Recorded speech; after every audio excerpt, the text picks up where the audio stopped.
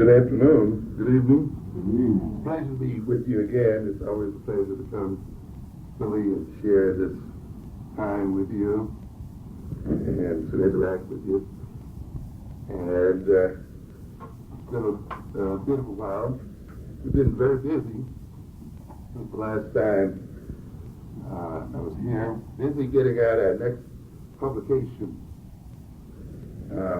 The one I think some people have been waiting for a while, Blueprint for Black Power, which we hope will be out in February. Someone tells me I said December. Well, in part because the book keeps growing like topsy. I think we're at between 500 and 600 pages now. It'll give you a lot of bedtime reading. The subject matter is very, very broad. And it's an issue that we don't discuss very much, near as often as we should, and that is the whole issue of power. Because everything essentially, the most important things that we complain about, and a lot of the issues that we deal with flow from our powerlessness. And I'll get back to that towards the end of the lecture. We call our powerlessness by many names. We call it racism and other kinds of things.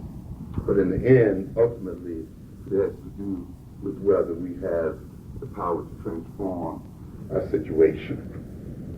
You see, it doesn't matter that other people may have racist attitudes. The situation is whether we are in a position to prevent them from carrying out those attitudes and transforming them into behavior. We're going to talk a bit today about critical thinking. And I find that an interesting topic. It's somewhat unusual that a group wants to talk about this topic. It doesn't give itself to a lot of rah-rah and kind of spiritual uplift, but it is of great, great importance. Because as you can see, critical thinking is about power, very definitely related to power. And even though for some people this may appear to be a relatively abstract subject, it's very concrete. That's one of the things that we as people have to get over, is this idea that that which is not directly connected to the immediately observable is unimportant. Nothing is more practical than a good theory. And nothing is more functional than a good abstraction or a good concept. We've been kept away from this idea. We've been made to think the concepts are useless and have no place in the real world. That is very tragic. Because when we look and see who rules the world today, we see that those nations who concern themselves with theories and abstractions are the nations that are in control of it.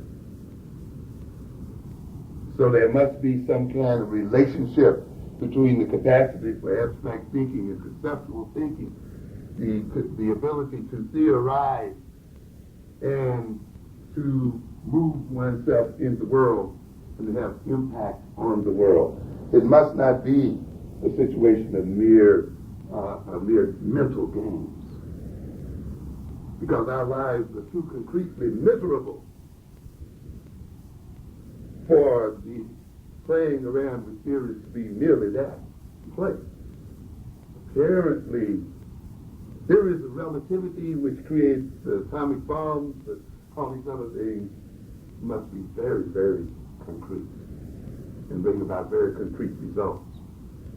So it is time, there's been times then, that while we must concern ourselves with immediate issues, we must begin to move beyond the immediately obvious and gain another power, and that is the power of critical thinking.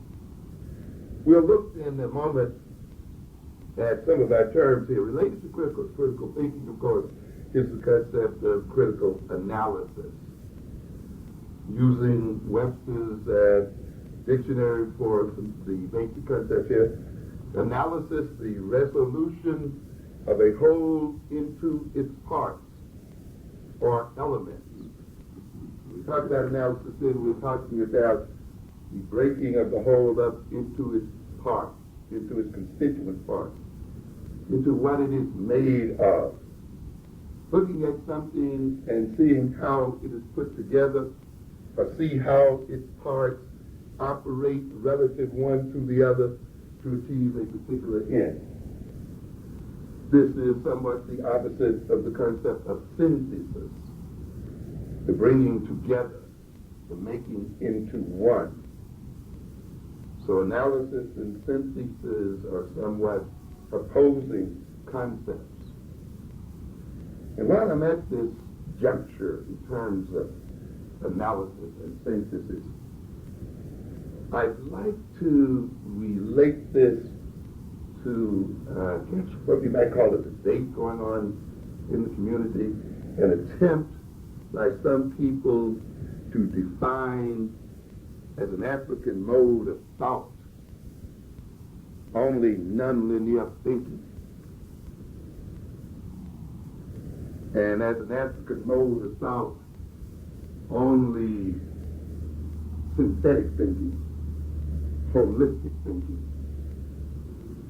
I think we better be very, very careful when we make those kinds of definitions of ourselves and limit our capacity to think in any way necessary to achieve what it is we have to achieve.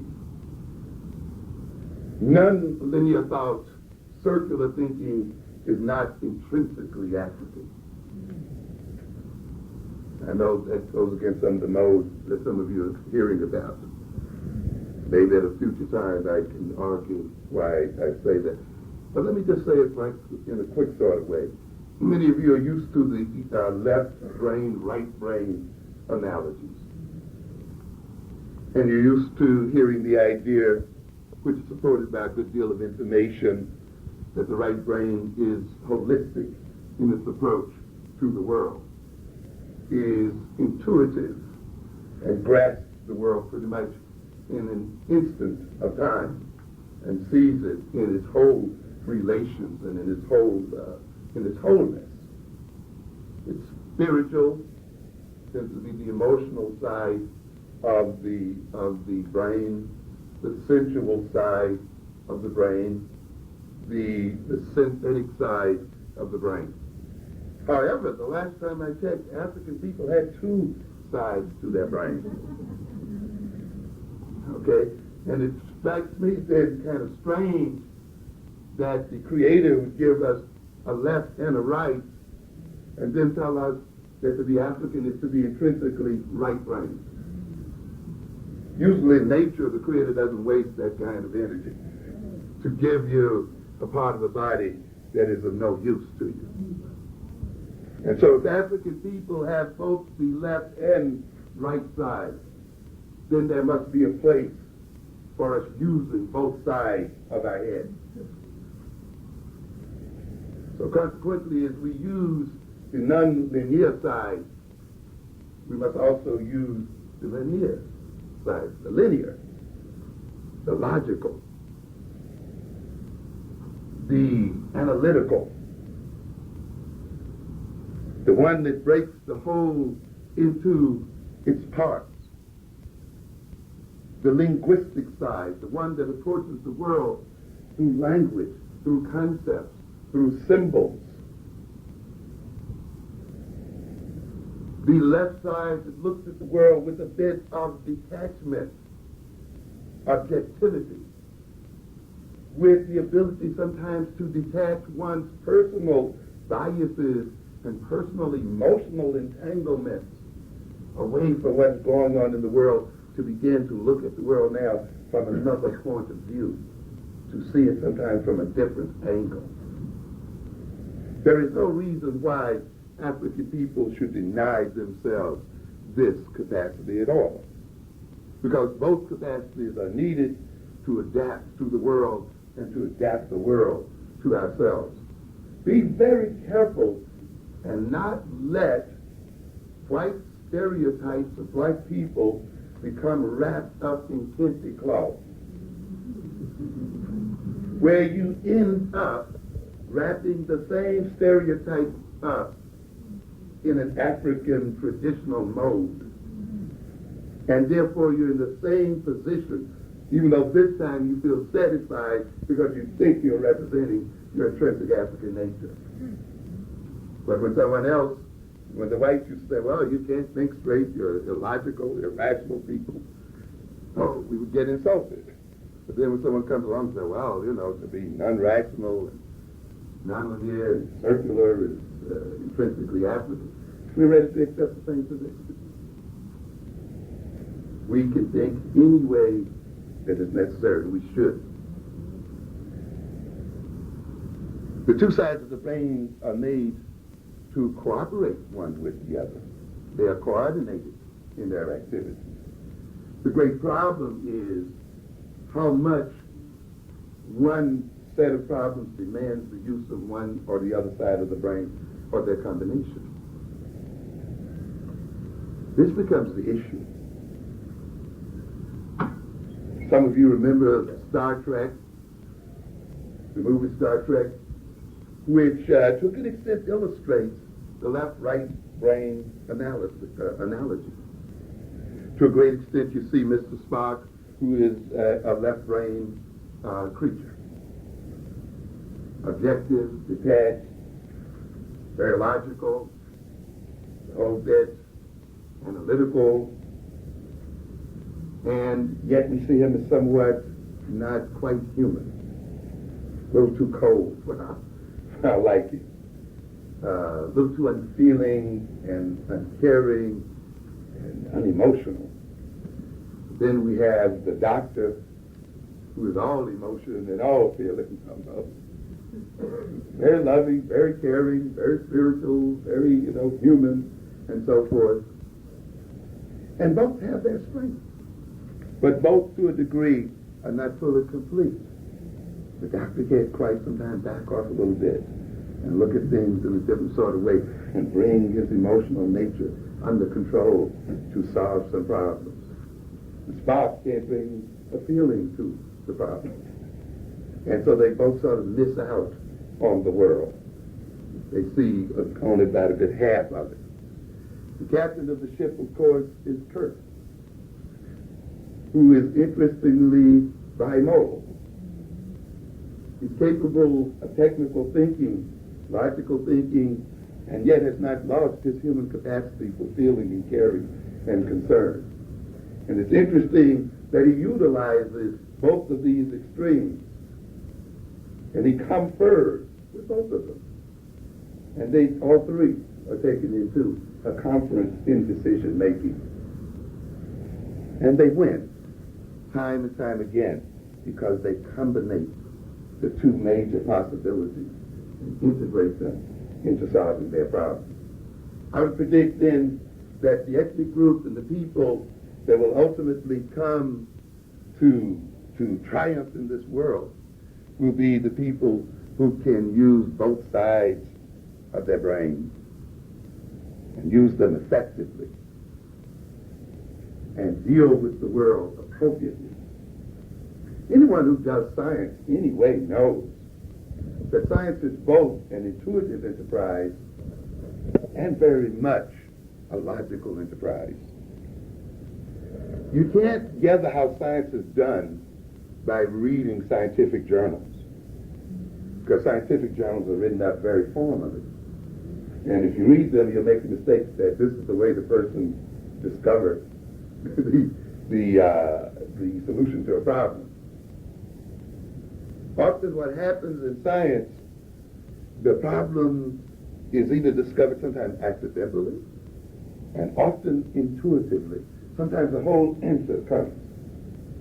And then the scientist breaks it down, proves it mathematically, you see, breaks it in its parts.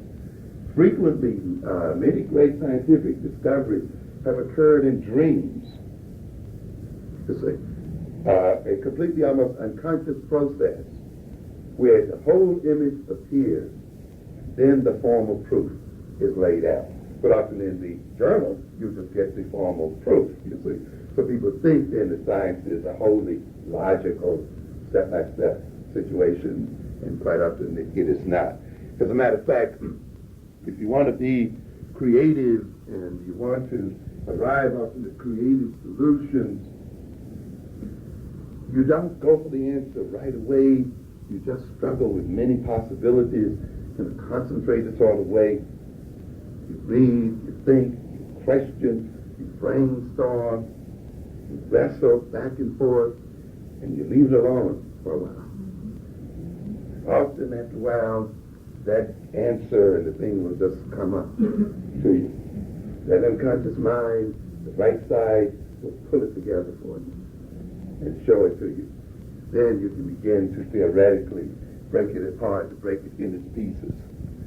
So we don't want to get into a situation here where we reject certain forms of thinking and ways of thinking in the name of tradition.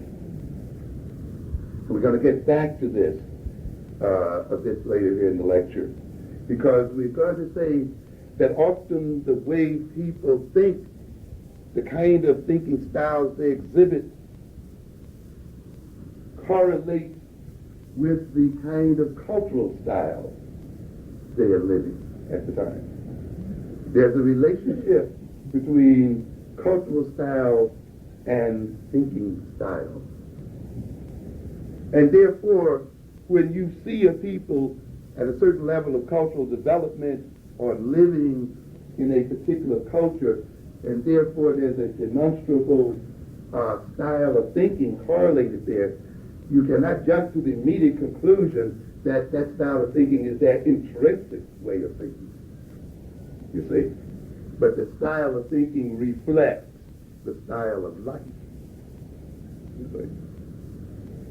We often forget when we talk about African styles of thought or African tradition or African values, we often forget that African cultures evolved the way other cultures evolved. And often where we discover an African culture may not be where it started. Don't make the mistake of assuming that where you find a culture is where it always has been, or where it always what? Will be. You see? So because you may discover an African style of thinking in certain African cultures and so forth, you cannot assume, you must leave open the possibility that there were other forms of thinking prior to the one you're discovering. Okay? And therefore that culture had evolved to this style and this level. And if it had continued to function, its style of thought would have changed depending on political, social, economic changes in the world. Because the nature of this brain is to change and to adapt to change.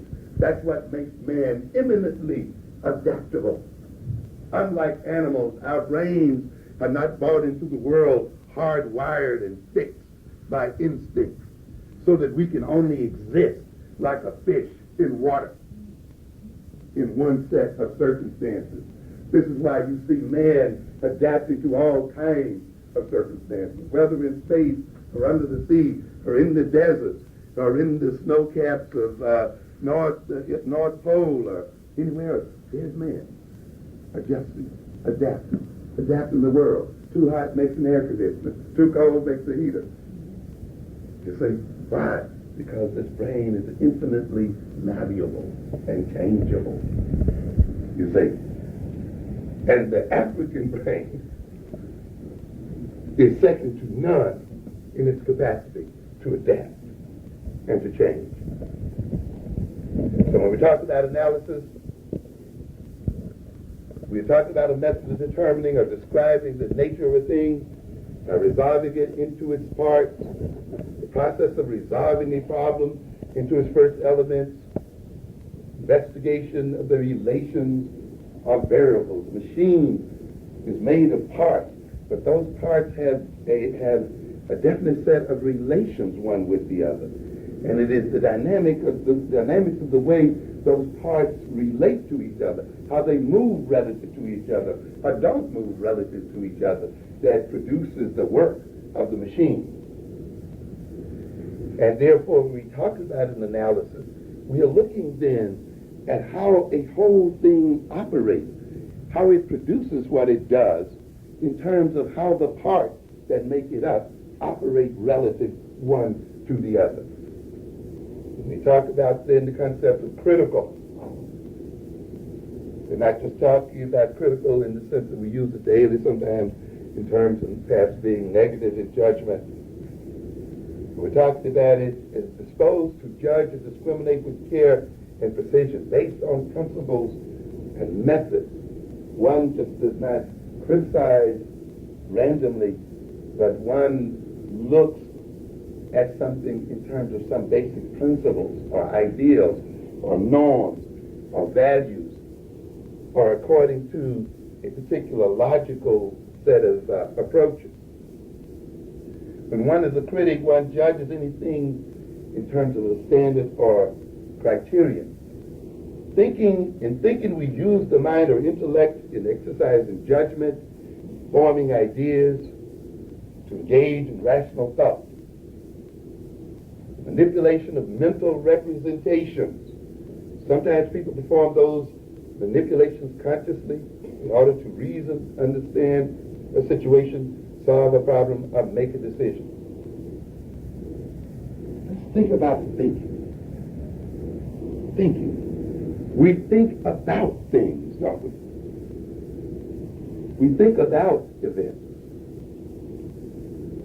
Which means then that we represent those events in our mind in some symbolic fashion, usually by names or by categories, by words, by relationships, you see. Because obviously we can't bring the world into our head. We have to represent the world. And we represent it then in terms of symbols. And when we think then, even though we are thinking about the world of concrete things and thinking about the world of concrete events, we are actually manipulating symbols, our symbols of the world, our words for the world. You see, the categories that we put things in. This is what we're manipulating. First there was the Word was God, the Word was with God.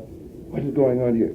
God, the Creator, creating the world, dealing with the world in terms of what? Symbols. Let there be light. There's an imagination of light, a vision of light before it comes into being. This building first appears in terms of ideas, not as a random throwing together of brick and mortar.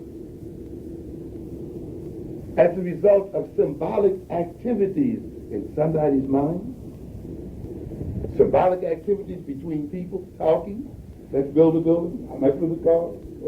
Nothing but what? Symbols, words. So man creates the world in a way similar to the Creator. First, creating it and dealing with it in terms of what? Symbols, and manipulating symbols and concepts. And I'm emphasizing this, and stay awake and hang in with me. I know this is not the usual, but it's very important. Remember, the people who rule this world rule it through concepts and words and symbols. As we should talk about in a minute, they intend for you to go to sleep when people start talking about words and symbols. They don't want you to be alive to them, because the symbols and the words are their sources of power. Just as we were saying about the Creator, the source of power was the use of the what? Word, of the symbol. Okay? As a rule of thumb, you can say wherever you see something being utilized across all cultures, then you must recognize that it is a vital part of human life. You will not find a culture that does not have a language. I don't care how primitive or what have you. When you find something present in all cultures, regardless of their nature, their religion, all this other stuff we talk about, then you can bet that this is something fundamental to human existence. That is then the word and the use of the word. The symbol and the use of the symbol is fundamental to human life and fundamental to human adaptation. One of the major problems we have today is that we let other people define the words that we use. We have not taken from them yet their power of definition. One of the major problems, as we may have a chance to talk about later, in terms of our children, that we have in the schools, is a weakness of vocabulary, a weakness of word power. This is where it starts. You've heard me talk about the developmental psychology of the black child. You've heard me talk about the advanced development of our children and the fact that that development begins to falter at the point where words become the chief instruments for academic success. And at that point, you will see our children falling behind. You see, the further you move up in the educational process, the more and more important words become. The ability to write, the ability to comprehend through vocabulary, the ability to manipulate symbols, math, and all these scientific symbols and other symbols. The farther you go up, the more these things become the chief instruments. And therefore, people who do not gain power over these instruments are people who have problems in the academic setting. And often then, our style of life, for many of us, is one that does not leave us with a great deal of word power, and leaves many of us even fearing the word. We fear it so much, we don't want to even be seen with the book. You can see some of your young sons and daughters who wouldn't want their buddies to see them dead with a book in their hand. They fear more of the word in books than anything else. Tragically, this has caused tremendous problems among our people. So when we talk about then thinking, we're talking about the manipulation of these mental representations to solve a problem, to understand a situation, to make a decision. At other times, such as when people daydream, the manipulations are less goal-directed. When we talk about thinking, we're talking about the ability to imagine or represent objects or events in memory, and to operate on these representations. From an information processing point of view, thinking refers to the way people receive information from their environment, operate on it, integrate it with information already available in memory, and use the product as a basis for deciding how to perform. The information processing approach is of exceeding importance, and it puts emphasis on three major areas. You know, they have a statement in computer science that says garbage in, garbage out, right? No matter how good the computer is, if you put in the wrong program and if you throw garbage in it, that's all you're going to get out of it. The computer can only deal with the way it has been encoded. That's why we talk about what? Programming. You've got to program it right if you're going to get something out of it. The information processing definition comes out of the computer field. The human brain is a computer, and it is an information processor. And it begins this operation based on its programming, based on the information put in it, and how that information is put into it. Because without that, It cannot process information that is what? Not there.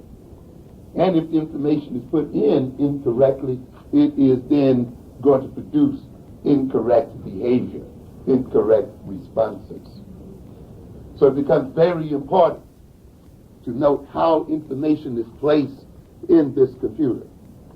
When we look, for instance, at some of the issues going on with our children in the schools and with us in general, we can look at ourselves when we produce certain problems and unable to change our situation in terms of thinking as perhaps having problems in three areas. Thinking is so important. I hear a lot of us talk about how rich the African continent is. But yet we are puzzled as to why so many Africans are starving over that wealth, and why we talk about Africa as poverty-stricken. Because, ladies and gentlemen, ultimately, wealth is not in the soil.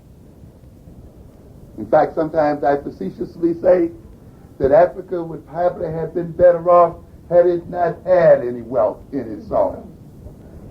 Because then Africans would have been forced to think for a living. What do I mean by that? Look at the nations that are dominant today. Are they wealthier than Africa in its soil? Then their wealth apparently doesn't depend on their soil, does it? No. Look at Japan. No minerals whatsoever. Nothing. Maybe a little coal. You would look at Japan as if it were a completely dependent nation in that it has to get its basic raw materials and everything from everywhere else. But yet Japan is a major economic power. Why? Because the wealth and power of a nation is not in its soil, it is in the heads of its people. It's in the mind.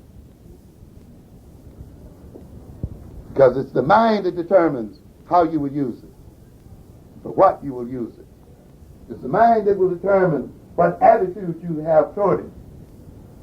And those attitudes will determine how you will relate to it. There's a difference between a person who sees a cow as a reincarnation of grandma and one who sees it as money on the hook.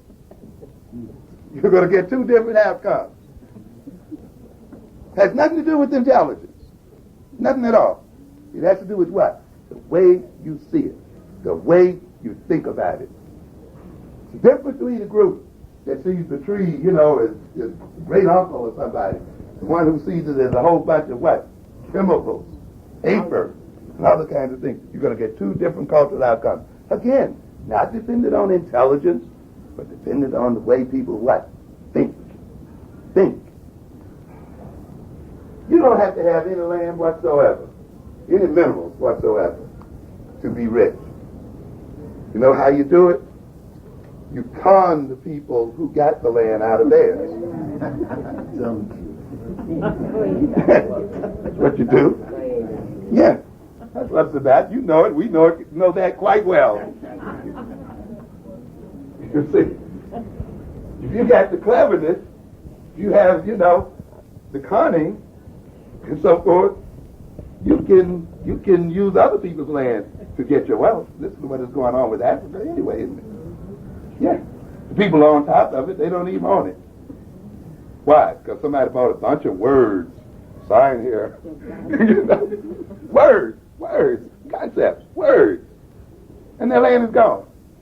Oh, you can't dig up that gold. You'll find right here. You see that? This oil doesn't belong to you. You see here. These things, man. Oh, yes. Yeah. Okay. So we have a nation of people who've been robbed because of what? Words. Thoughts. I'm telling you, ladies and gentlemen, African people in America are being robbed for the same reasons. Sitting here with $300 billion in your pocket. And $300 billion is what you earn, not what you produce. you only get paid a fraction of what you produce. So if you're getting paid $300 billion, you must be producing well over $1 trillion of value. If Mike Tyson gets paid $20 million for one boxing match, that boxing match is worth $200 million. Where's the other $180 million? We don't ask that. Our eyes are breaking up because he's got only 10% or 5% of what he's produced. And that's where we are. That means then that the African nation in America is one of the richest and most productive nations on this earth. But speaking of words, one of the major problems that you have is you refuse to think of yourself as a nation. And because you don't think of yourself as a nation, you cannot use the resources that you have in your pocket. So true. Because someone else tells you that you are an aggregate of individuals. And being individuals, you cannot operate as a nation. And therefore, you cannot protect your national wealth. But other people operate as nations. And the Negro has been sold on this silly, stupid idea of individualism. No such thing. You think so, don't you? Oh, I'm an individual. All right. I always ask people this. If you're an individual, you believe in individualism. Well, tell me this. Why is it that 180 million white individuals don't spend any money with you? Good question. They're supposed to be so different. Everybody's doing their thing, right? Well, we should be getting a whole chunk of them bringing their money over to us, since they're so individually different. Okay? But they all seem to do what? Go the same way. Why is it that 7 or 8 million Asians, individuals, don't spend any money with you? Why do millions of Arabs spend no money with you? Millions of Dominicans. We can name what? One group after another, filled with individuals. Individuals, though, who seem to be agreed on one thing: give Negroes no money. So then, at the bottom of that individuality must be a commonality there. And to a degree, their individual behavior must be at some point defined by a certain level of social behavior and connectedness and identity. But they tell the old Negro he hasn't to be connected with anyone or anything. And of course, then look at the difference between the concentration of wealth in one who thinks that way and the other one who thinks that. You got to wake up and find out what's going on. You must begin to think of yourself as a nation among nations. That's right. America is not one nation. It is a nation of nations. Right. Each of its basic ethnic groups functioning as distinct nations, with the white nation being the primary one. You sit here night after night and you hear them talking about Japan and the United States, right? And you heard the GATT conference just got over the NAFTA situation that was just concluded. And you hear them talking about the idea that Japan comes into the American market, sells what it wills, earns tremendous amounts of wealth, repatriates that wealth back to Japan, and has a lot of foreign reserve to the point where maybe 8 out of 10 of the richest banks in the world are Japanese, filled with American money. And the Americans having great struggles with them about opening their markets so that American products could be sold. We had old Bush throwing up over there trying to get these Chinese to understand that stuff. Sick on the stomach. What was going on here? Lee Iacocca over there. People trying to say, look, open it up. Let us in. You're not buying from us. You are selling to us, but you're not buying from us. The Japanese farmers were having fits here last week, and it's still going on. The rice farmers, because the United States finally got Japan to open up a little bit for the entry of rice into the Japanese economy. Not all the way, but they're still raising hell. The same thing with the Korean rice farmers. farmers. And of course you heard about the French farmers tearing up the country. And the United States did not win that negotiation. It says, no, if we let American products flow into this situation, they're going to basically destroy us. So what is going on here? You have a situation where nations protect their own people and their own markets and get a free ride in other people's markets.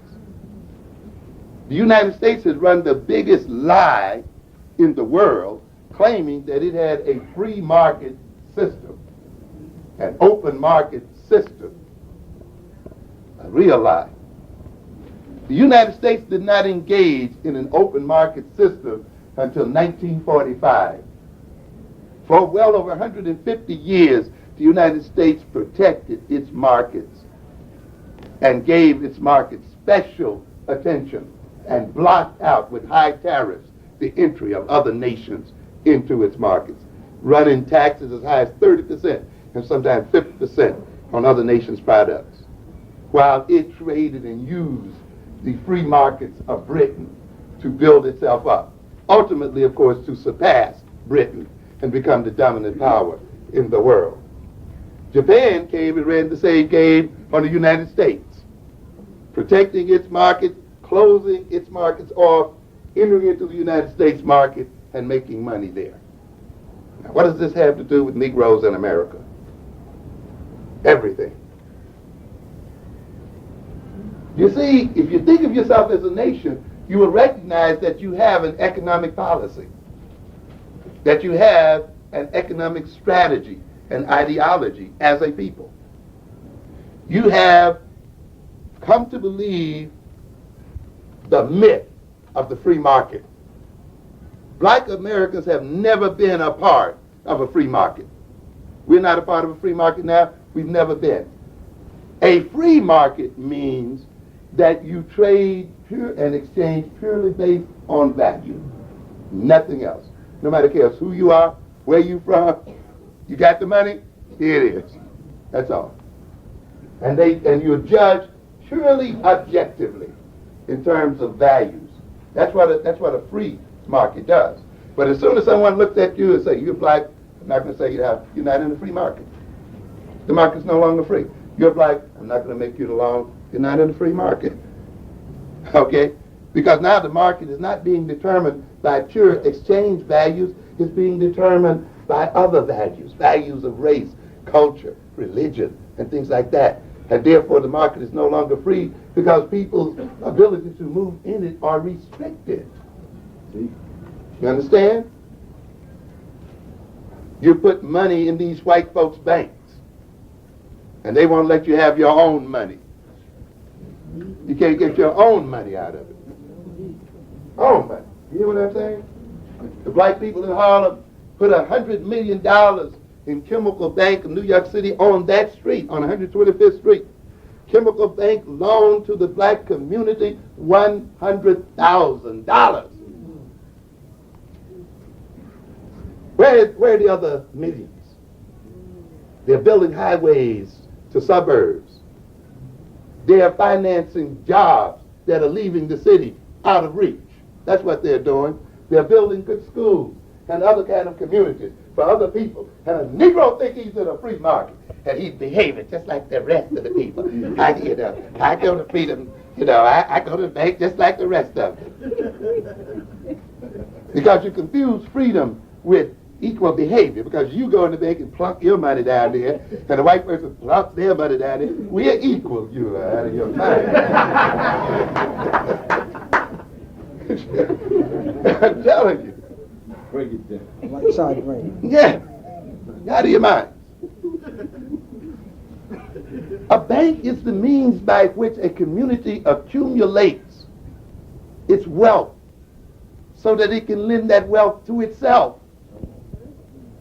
to finance its economic and social growth. Whenever you put a deposit in a bank, you are not depositing that money, you are lending the money. The major function of a bank is to lend money, not to hold it for you to come back. You think your money is still there? The federal government only requires that the bank holds maybe about 10 cents out of every dollar. The bank even creates money with the money that's given it, so that every $100 is worth $400 to the bank. It makes new money out of it. But you're here learning this stupid economics, aren't you? Think you're getting an equal education. Forget about equal education. There's no such thing, man. It's pointless. You've got to learn what is relevant to you. And how you define a bank has got to be relevant to what you're getting at. A nation finances its economic growth through its savings. Just the way a family does. What do we save? What do we store it up? And you use that to build and grow, to create new jobs, you see, to loan to your business persons and so forth, to loan to your people who are developing real estate so that they can do what? Hire additional people and create a different quality of life. But when you put your money in a situation where you can't even go in and get it out, then that money is being used by other people and it's being used against you. Therefore, you cannot let another people have free access to your money if you intend to grow and benefit from your own money. And this is what it's about. And this is what the United States is talking about here. Hey, man, he tells Japan, you're going to have to make this a two-way street. Things have got to change. This can't go what? One way, or else our nation will collapse. And now this nation is the greatest debtor nation on earth. It is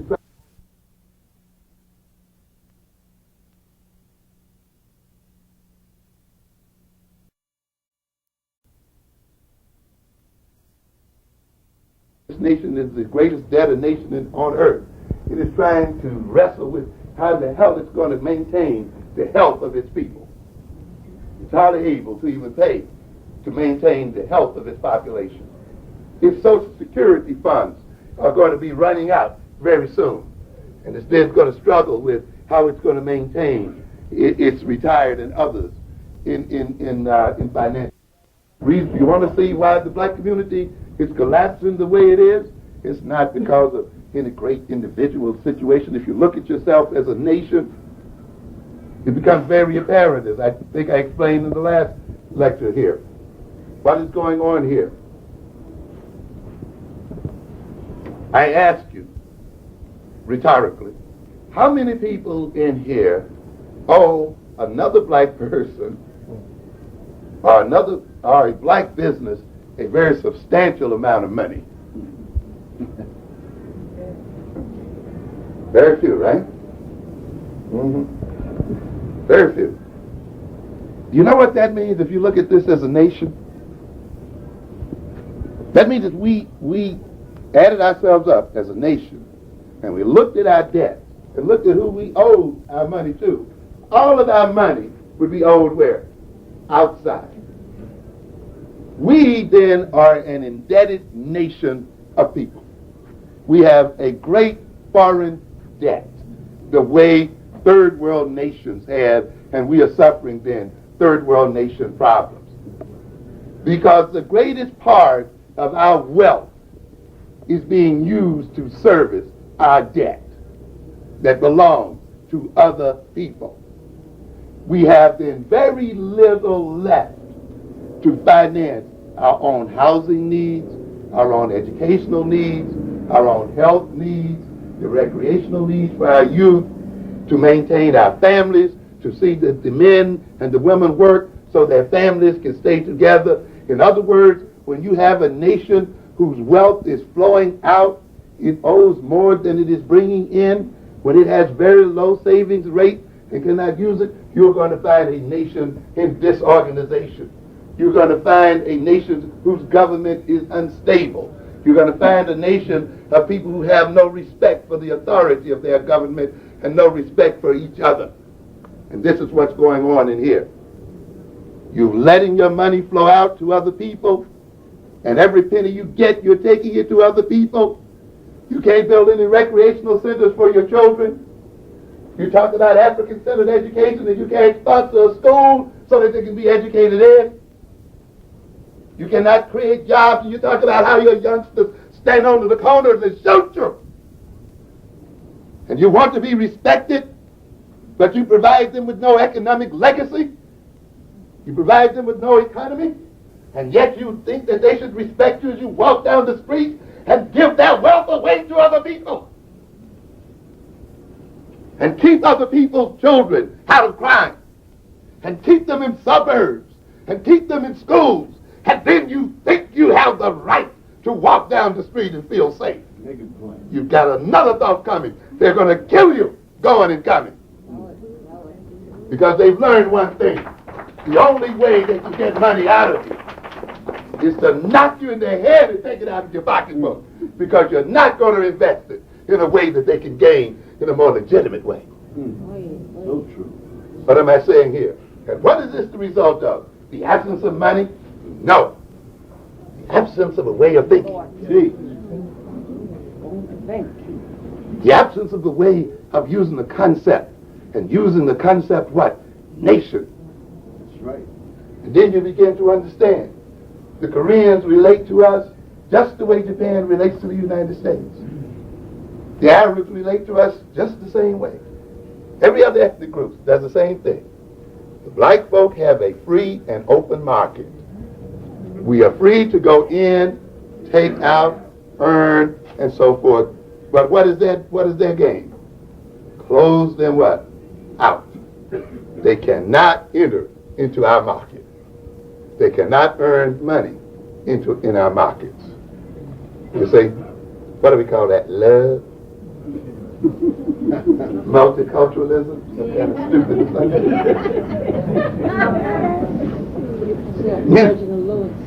Listen at it. You know, look at what's going on here.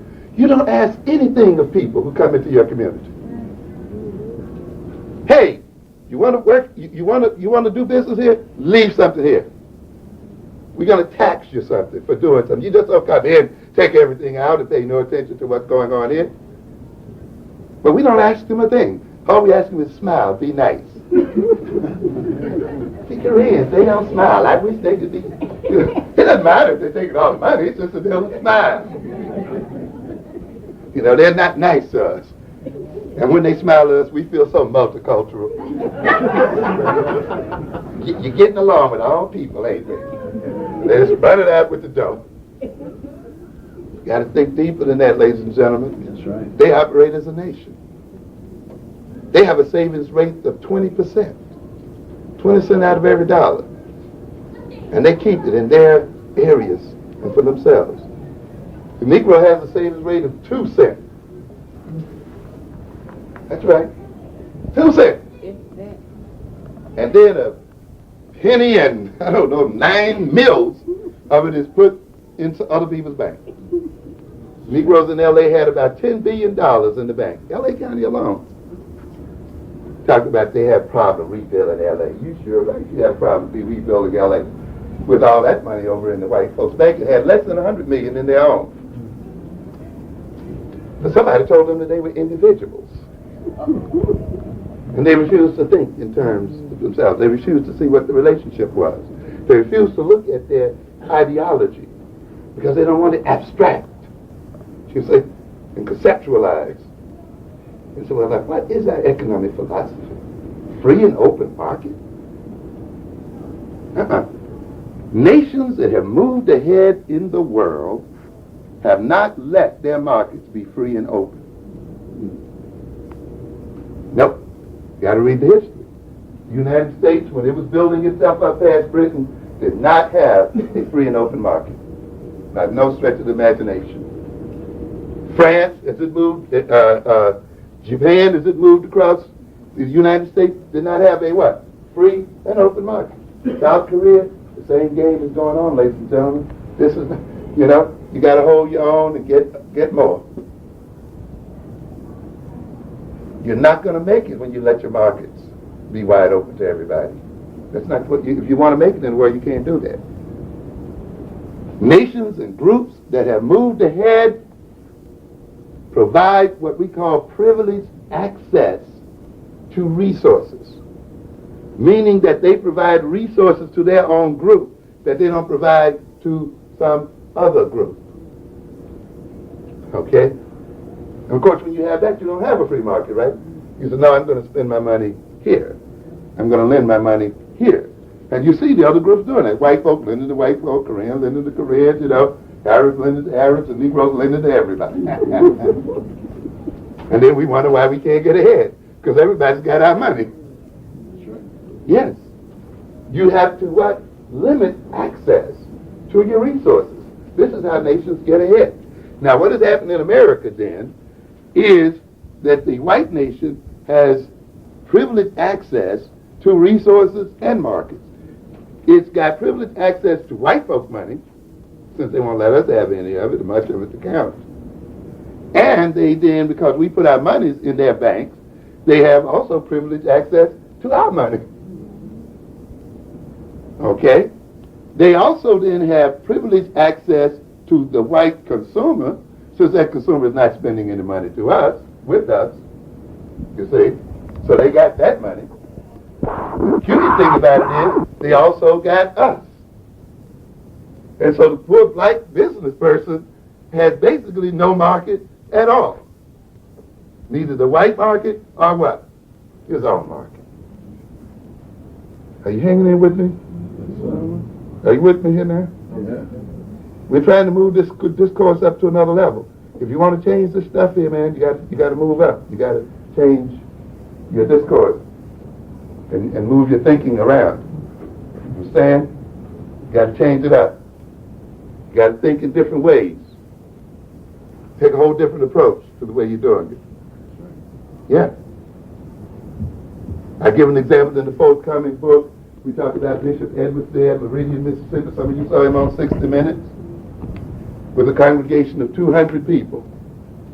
96% on welfare, on food stamps. What does that mean? He had only 8 people in the congregation who weren't on food stamps. What did he tell them one day? You don't have to live this way. You don't have to be this way. All you got to do is change the way you think. Now, they had food stamps in their hand. And they have these little brown colors and so forth, right? Because they don't look green, people don't think they're money. But anything can serve the purpose of money, can't it? It's a medium of exchange. These people had wealth. You see, even though they were food stamps and people are used to receiving them in the context of poverty, they don't think of it as what? Wealth. This is wealth. You got wealth in your hand. But you got to do what? See it that way. Or you can see it as just your food money. You know? I said, look at it. What did he do? They all put their food stamps together and they bought from a wholesaler. You see? They opened a grocery store in the auditorium of the church. Within 4 months, they had enough money to buy a supermarket. 4,000-acre farm. Heads of cattle, office buildings, computer offices, mechanic shop, build a second church. No people in that church are on welfare. And I tell people, this is your 5 loaves and fish here, you know, to feed the 5,000. You understand? What is it? Thinking. But they had to change the way they what? Saw themselves and saw the world and dealt with the world. They had to change the way they related to each other. They weren't 200 people each sitting there with his or her book of food stamps. They were a congregation, you see, with an identity, with a special relationship to each other. And they took advantage of that special relationship and a special definition of themselves, and from that grew power. Because ultimately power derived from organization and relations. Separately, they would have been weak and would not have been able to accomplish what they did. But as a group, they were able to accomplish much. And you look at this world filled with African people, filled with non-white people who are still submitting themselves to white rule, then you must understand that the key problem is one of mentality, one of the way people think. The nature of consciousness is keeping us there, nothing else. A small, well-organized group with a strong sense of identity and a sense of consciousness that has learned to coordinate its activities well will destroy the multitudes who are unorganized and have no consciousness. Understand? So we have to look at that. It has to do then with the way we think. Coming back to what I was saying here earlier then, in terms of this intake of information, what we call input in computer science. How do you take it in? How do you organize the world? You see, you just don't look at the world. You categorize it. You put things in classes. You contrast them and so forth. And to a great extent then, when we look at the problems and issues and characteristics of many of our children, we'll see, as indicated here by Feuerstein in his book here, when he talks about the input phase, that sometimes we are taking in the world in a blurred and sweeping fashion. The approach of putting in the information is almost helter-skelter, not put into the brain according to plan. So he talks about here then the approach to the world and taking in of information as unplanned, impulsive, and unsystematic. What gives people a plan? What gives people a means of ordering information? One of the things that gives you a means of ordering information is an intentionality. To have an intention, to have a sense of purpose, to have a sense of destiny, to have a sense of identity, to have a sense of self-definition. And therefore you organize what you see in the world in those terms.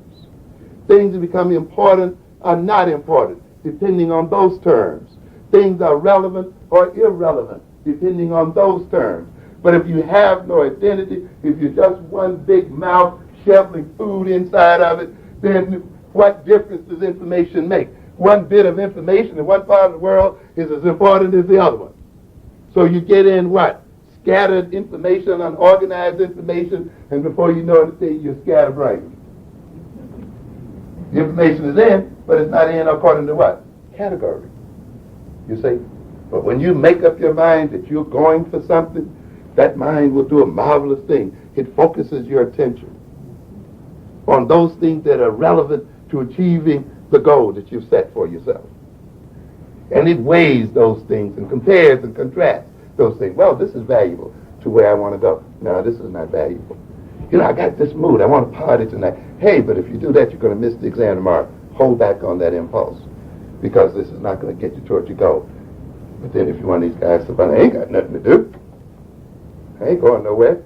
I ain't doing nothing. Then why should I resist?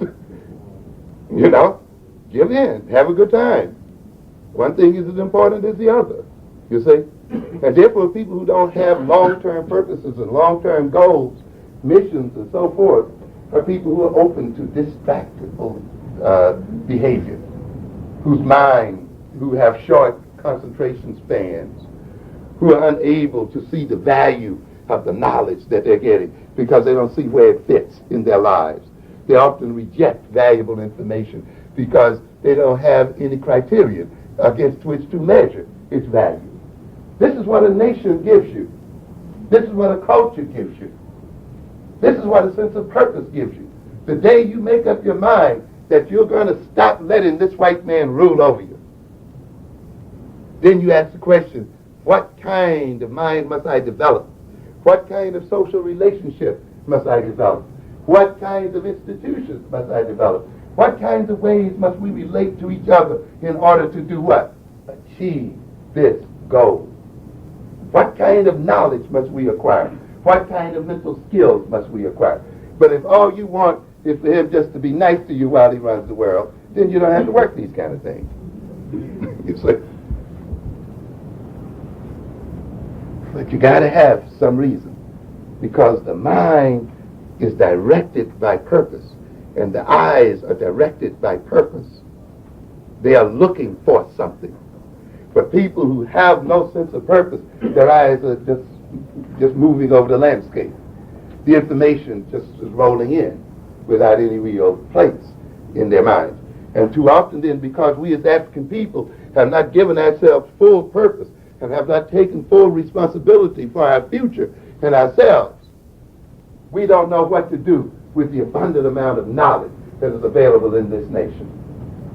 I often say, you have to be dumb in America not to know anything. Yes. You have to will yourself to be dumb. You must see your place in the world as being dumb. Why? Because we have tremendous amounts of information available to us in this country. There's no reason for ignorance in America. None. Yet, why do we find some of the dumbest people in the midst of all of this knowledge? Okay. What can I tell you? Because someone must have convinced them that that is their role in life. Someone must have given them a self-image that they were incapable of learning, or that knowledge has no place in their world. That knowledge is pointless, that information is pointless. And strangely enough, often those people who've been convincing them of that are the ones who are using the knowledge. Yeah, processing the knowledge. They look now in the future, these people that run the United States, see the United States as essentially being only an information processing nation. That's why they're letting the factories go. Who cares anymore about manufacturing plants? Let the third world get smoked out and pollute. Yeah. Yeah. I wish I had time to talk to you about what's going on with the gas, you know, and what they were telling those French people in a way. They were telling these people, look, man, you buy at the lowest prices. Isn't that what they tell us all the time? It doesn't matter who's selling. You know, you tell some of your black merchants that, don't you? Well, you're a little too high. I got to get the best price. All right. So now they're trying to get the world to operate that way. And say, look, if your farm products can't compete, you know, and they're higher than ours, then put your farmers out of business. In other words, in an extreme sense, you would see France without a single farmer in it. No farms in France. Why? Because the United States farm products are what? Cheaper. So let the French people eat United States stuff. Isn't that a hell of a situation for a nation to be in? No farms, no food of its own. It has to depend on the food coming from outside. Kind of reminds you of Negroes, doesn't it? Yeah. So that those people now don't have to drop bombs on them anymore. They perform economic warfare against them. Just cut their food off and manipulate them in terms of the manipulation of commodities. Then they're talking about one world, one peace. It's an amazing situation. But some other people said, no, we have a different set of values. We think it's important that we grow our own food, even if we have to pay a little more for it. A different value system, you see. But they've convinced Negroes of this. If it's cheaper, give them the money. It doesn't matter what it's doing. It doesn't matter if it devastates your children's future. It doesn't matter if it doesn't provide your children with any opportunity or any real estate or anything. Just buy the cheapest thing you can get. So what do we get there? After a while, we get people who are not even able to buy that. This nation sees itself there as merely processing information. It's at the head of all the other nations. While they farm or while they manufacture, their sales and the movements of the markets will be processed through the United States. And the financial interactions and so forth will be processed through the United States. And the United States and Europe will coordinate the global economic system. So they will be processing information and they will be selling information materials. They will be selling software to show other people how to process and run their things. You understand? This is going to leave the Negro behind because he's still highly concentrated in manufacturing jobs and other kinds of jobs. Yeah. Well, we'll talk about that next time. Take your time. So to a great extent, you see, a lot of the problem then in our children and in ourselves is an unsystematic intake of information. And that unsystematic intake of information means an unsystematic storage of information. It means often taking in a lot of irrelevant information. We've been made to think of education as an accumulation of knowledge without asking the question, knowledge for what? Skills for what? To what end? What are you going to do with it? Just stack it up in your head? Leave it there? Or is it there to work for white folks? What happens when they run out of that job? As they're doing. Why are you still sitting here thinking that all you need is education and there's a job waiting for you? There's a surprise waiting for you, buddy. I'm telling you, this country is not in a position to continue to supply black people with jobs. It's hardly in a position to supply its own people with jobs because of the very structural natures of the economic changes that are going on in this country. Tremendous changes going on in this nation. This country can come out of recession, and so far, its coming out of recession has not meant the hiring of a whole lot of people. There are a lot of people who think they're going to go back to their old jobs. Well, while you're off, those companies are reconstructing their whole workplace. In fact, sometimes nations create deliberate recessions to put the workers out so that they can reconstruct their companies and reconstruct their economic system. It means, African ladies and gentlemen, you're on your own. We're going to have to do it for ourselves. We're going to have to operate for ourselves and not at all. And you can see this nation does not intend to integrate us into its system when it can sit up and dedicate $22 billion to a so-called crime bill, to build 10 new federal prisons. Okay? That means it's making room to lock up more black folks. That's right. Yeah. That's all it is. When it costs from $30,000 to $50,000 a year per inmate, and a nation tells you that it cannot provide your children with $10,000 or $15,000 per student necessary for their education, then you must know what's going on. You have to know what's going on. And that's $22 billion from the beginning. That doesn't count the other billions that it must continue to pay to do what? Maintain the system. At that rate, all black Americans could be millionaires if they just gave the money out. Yeah. Divide 35 or 40 million people against the 100 billion or more dollars they're going to have to spend to maintain the federal prison system. You see what I'm talking about? We got to wake up and see what's going on. Often what happens here then, not only are we not systematically gathering the information due to an absence of sense of purpose and so forth, we're not operating on the information. You see, the information comes in often haphazardly, not according to plan and intention, and because we have not developed many other aspects of thinking, we often inappropriately process the information that we have. And when we do that, we then engage in inappropriate behavior. There's a relationship then between thinking and behavior. The basic function of thinking, of course, is to adapt to changes in the world. Why analyze? Why do we engage in a critical analysis? We want to see how things work. Maybe to duplicate them. Maybe to change the way they work, to improve them. To innovate on them. This is the way the Japanese did it, right? It's a fascinating story, the Japanese story. The United States spent something like $120 billion back in the 60s, 70s, to develop advanced equipment and methods and so forth. They sold it to the Japanese for $7 billion. The Japanese took that information, those methods, machines, looked at how they worked, and innovated. See? And sold it back to the United States. Sold it to the world. The United States, in a sense, financed its own demise.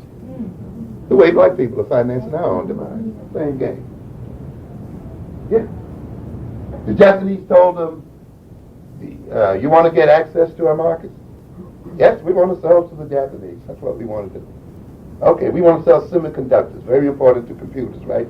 The United States had, up until, about in 1976, 78 or so, they were selling 85% of the semiconductors. They had all the equipment. The Japanese said, look, man, we'll let you get to us, but you got to give us the licenses for your semiconductor machinery. You know? Give us the license so that we can make it and use it, and let us buy the machinery. Well, within 8 years, the whole equation had flipped completely over. The Japanese had about 90% of the market and had all of the advanced semiconductor making equipment. The United States industries were complaining because the Japanese would not sell them the equipment. The United States Army and Armed Forces was dependent on the Japanese to make those missiles that they use over in the Middle East and so forth. You understand what I'm talking about here? This is the game. This is the game of nations. If you're ready to deal, you're going to have to play the game of nations here. People using their minds through analysis. The Japanese then were able to adapt to their economic inferiority and change the nature of their economic inferiority. Through looking at the American equipment and machines and VCRs and other things and seeing how they work and seeing how they were manufactured and used and improving on them, they gained and captured markets. So you hardly have a U.S. manufacturer in the business in some of these businesses today. Why? Through what? Analysis. Through the ability to critically what? Analyze. You understand? This is why when you go to these colleges and universities, you can't sit here and learn what these white boys are teaching you by rote because you want a job. You've got to go in there and say, I'm going in here to compete with you. And I'm going in here to change this economic equation. I'm going in here because I want these African nations to own their wealth. I'm going in here because I'm tired of you ruling me and dominating me. We're going to change the power relationships in the world. And you know what? I'm going to let you be so arrogant, you're going to tell me everything you know. Because you think that I'm sitting here to be your servant. And I'm going to let you think. Okay? But in the meanwhile, I'm going to be examining closely and analyzing closely how you do it, why you do it, how you put together, how you function, so that I can work with you in the future and jam you up and deal with it. Yeah. Yeah. Yeah. But if you're going in there to be a servant, you say, just to qualify, you're not going to get it. You can always be a servant. You saw Time magazine about 3 weeks ago. Angry, successful Negroes. Try to warn them. You think you're getting something. You ain't getting nothing but a lot of frustration. Because you went in there for the wrong reason. Well, I got my MBA from Harvard and Penn University or whatever we got it from. And they still treat me like a dog. Well, what do you expect?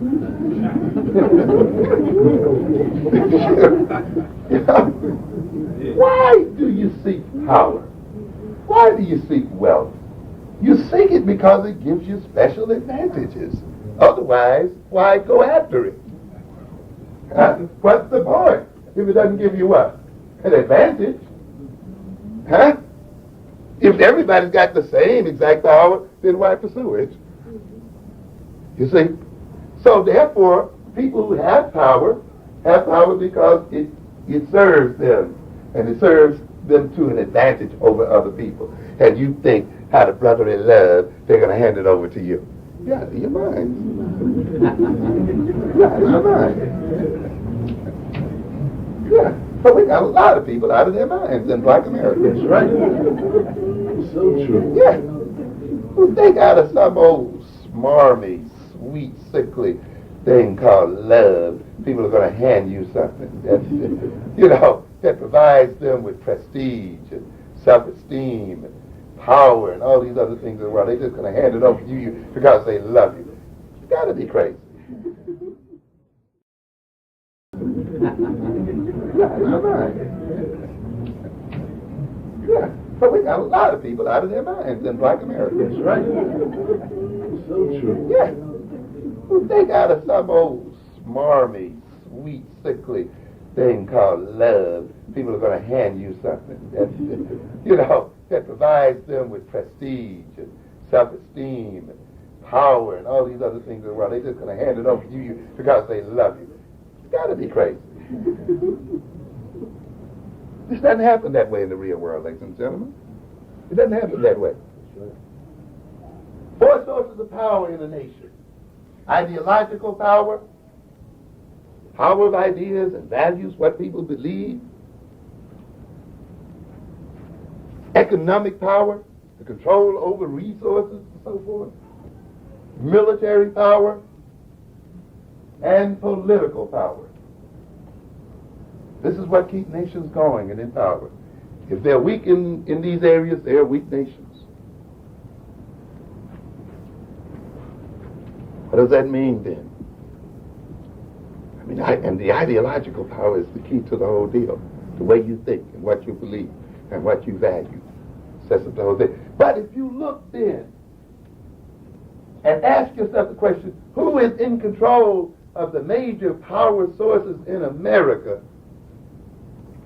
You're not going to find any multicultural group up there. You're going to find a bunch of white boys sitting on top of every one of them. That's right. Whether you're talking about the church, which is a major source of ideological power, or whether you're talking about the media, which is the other major source of ideological power, you see who? White boys, white men, not even women, white men. White males, not even Jewish males. White Anglo-Saxon, Western European males. We are a nation of many people already. Look at the military. Same thing. They're out here getting ready to disarm you. Right? Let's take the weapons off the street. Let's take the weapons out of the U.S. Army. Let's take the weapons from the police. If you're going to take the weapons from the city, disarm the cops. Disarm the National Guard. Why? Because if you take the weapons out of the street, you are disarming only black folk, because the white folk have control of the National Guard, of the police, and the army. The white community is still well armed. And behind all of its nonsense is this physical force in the form of a military machine. Understand? We don't want to understand that. Break it down. Break it down. And it's headed by whom? White boys. White boys. White, black men. Oh no, your greatest goal in life as a white man as a black man is to work for a white man, ain't it? To be number 2 in charge of special markets.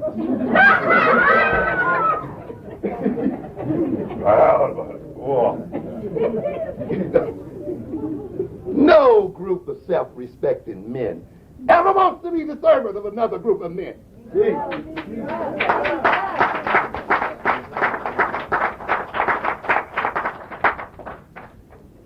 I'm going to say something controversial here.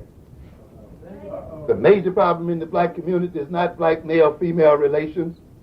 The major problem in this country is black male-male relations. I'm telling you.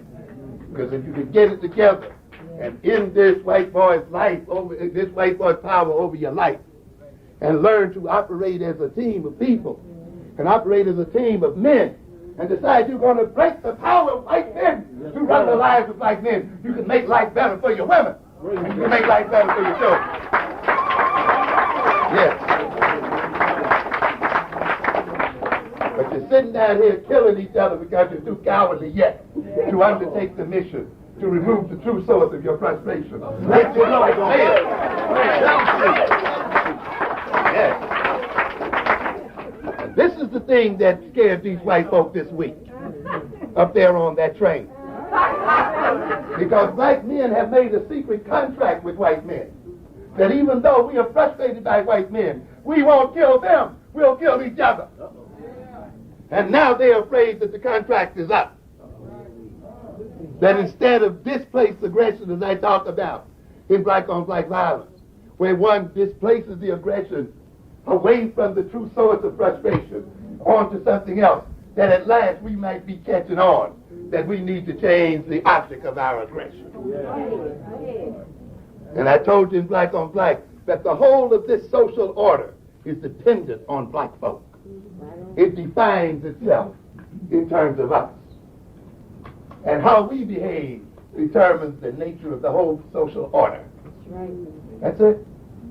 And when we decide to stop killing each other, and when we start acting together as teams, other than playing basketball and football, then throwing balls around against the balls. All right? I'm telling you. This will change the social order of America. Yes. Because the whole social order is dependent on black men seeing each other as the primary enemy. We save them by looking at each other this way. We preserve their power by doing it this way. As soon as we end it this way, you'll see some things. That's why they're as afraid of the Muslims as anyone else. Why? They're not killing the white folks, but what? They're relating to each other what? In a different sort of way. They're courteous. Right? And whites are still what? Frightened. You think, no, this game is not about ending the violence. It's about ultimately trying to socialize black people in a way that maintains the structure of the social order. The economic system is the key instrument of white power. And it is through the economic system that the whole of the American society is ordered. You know, what kind of work do you do? Well, I'm a street sweeper. Bye. See you later. What do you do? Well, I'm a Xerox. Oh, well, let's talk. You know, what? We have what? Class order, social power, everything depending on how this system allocates wealth. Whether it gives us access to wealth or what? Cuts us off from wealth. How much of it or how little of it. And people go to work because of the way what? We're paid and how we're paid. And we get educated, we dress, we eat in terms of what? The way the economic system has organized itself. So the white boys sit on top of the system and manipulate the social order. You see? So you think they're going to just hand that over to you? You got to find a way of what? Penetrating it, changing it, working it. Are you with me so far here? All right. We got to move it. We got to move it on another plane. But that requires what? Thinking in a different sort of way, analyzing in a different sort of way. You can't get away by just calling it racism. That's not a good enough tool of analysis. You know? If we could stop the hate. Yeah. Hate has little to do with it. So they stop hating you. They still own the big house. And they still have the power that goes with it. You know what I mean? But, you know, we're willing for them to own everything as long as they treat us nice. And that's the way it works. I guess that's what the deal is. Yes. Problem solving, then. To analyze is to solve problems. To analyze to even find out what the problem is. Got a lot of Negroes around here who don't think they even dominate. I don't think. You know, they can't even see their oppression. You know, here they are dependent on, with their very lives, dependent on the goodwill of another people. They know they're not dominating. You know, the other people got all the military, control of the economic system. Their very lives in the palm of your hand. You're talking about you're not dominated. Okay? Getting up, going to work according to their schedule. Okay. Wearing the clothes they tell you to wear. Yeah. Talking the way they tell you to talk. Walk the way they tell you to walk. I'm not dominated. Oh, that's real domination. When you can't see it, that's the best kind. That's the most powerful kind of domination. Why do they not see it? Because they have not developed the tools of analysis to be able to see it. and to discover the problem. I ain't got no problem. What problem? You see, you gotta have a way of thinking to see, weighing and evaluating towards some end. This is what you're doing when you're hooking in toward analysis. You want to repair something? You look through it. You weigh it. You evaluate it toward the end of repairing it. So thinking is related to behavior, because people behave in line often with their thinking. And therefore, if you want to control behavior, you control the way of people think. You control their capacity to manipulate symbols, as we were talking about earlier. Their capacity to name the world, to categorize the world, and to work with those categories. You eliminate their capacity of desire to call themselves a nation. And then using that concept of a nation, begin to transform their economic and political relationships with the world. Make them buy the idea that they're all individuals, disconnected one from the other, and the greatest thing in the world is for them to pursue their own interests without regard to the interests of the other people. And tell them that's American, and that's what made this society as great as it is. How great is it for you anyway? You know, we are a great country. Yeah, right. Who? For whom? Critical thinking leads to creative thinking. You see, to the development of strategy and tactics. And out of strategy and tactics come power. And people with strategies can defeat powerful armies. The Vietnamese, with strategy and tactics, went up against the mighty United States and humiliated it. And it has not yet gotten over the trauma of the Vietnam War. It'll take them, I don't know how many centuries before they can get over the shame that was laid on them. Why? Because of the way the Vietnamese organized their warfare, you see, and organized their tactics. And so against a power that you would think on the surface was overwhelming in its nature, they still destroyed it.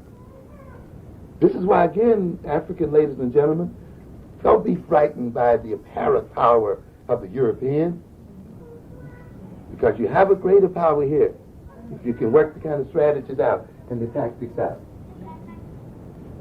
The strategies are great means of power, aligning people in a particular sort of way. You saw it down in the South during the so-called civil rights movement. The all-powerful South. Black people riding the back of the bus and all the rest of the stuff. Isn't it amazing, though, when those people decided that they would align themselves in a particular way? They didn't get any increased money.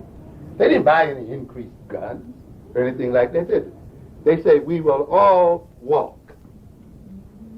Yeah. We're not going to line ourselves on the bus seat by seat. We're going to walk together. And then what? Transform that situation. We're going to stand side by side, shoulder to shoulder, and just march down the street. Understand? Align themselves. That's where power comes from. Alignment.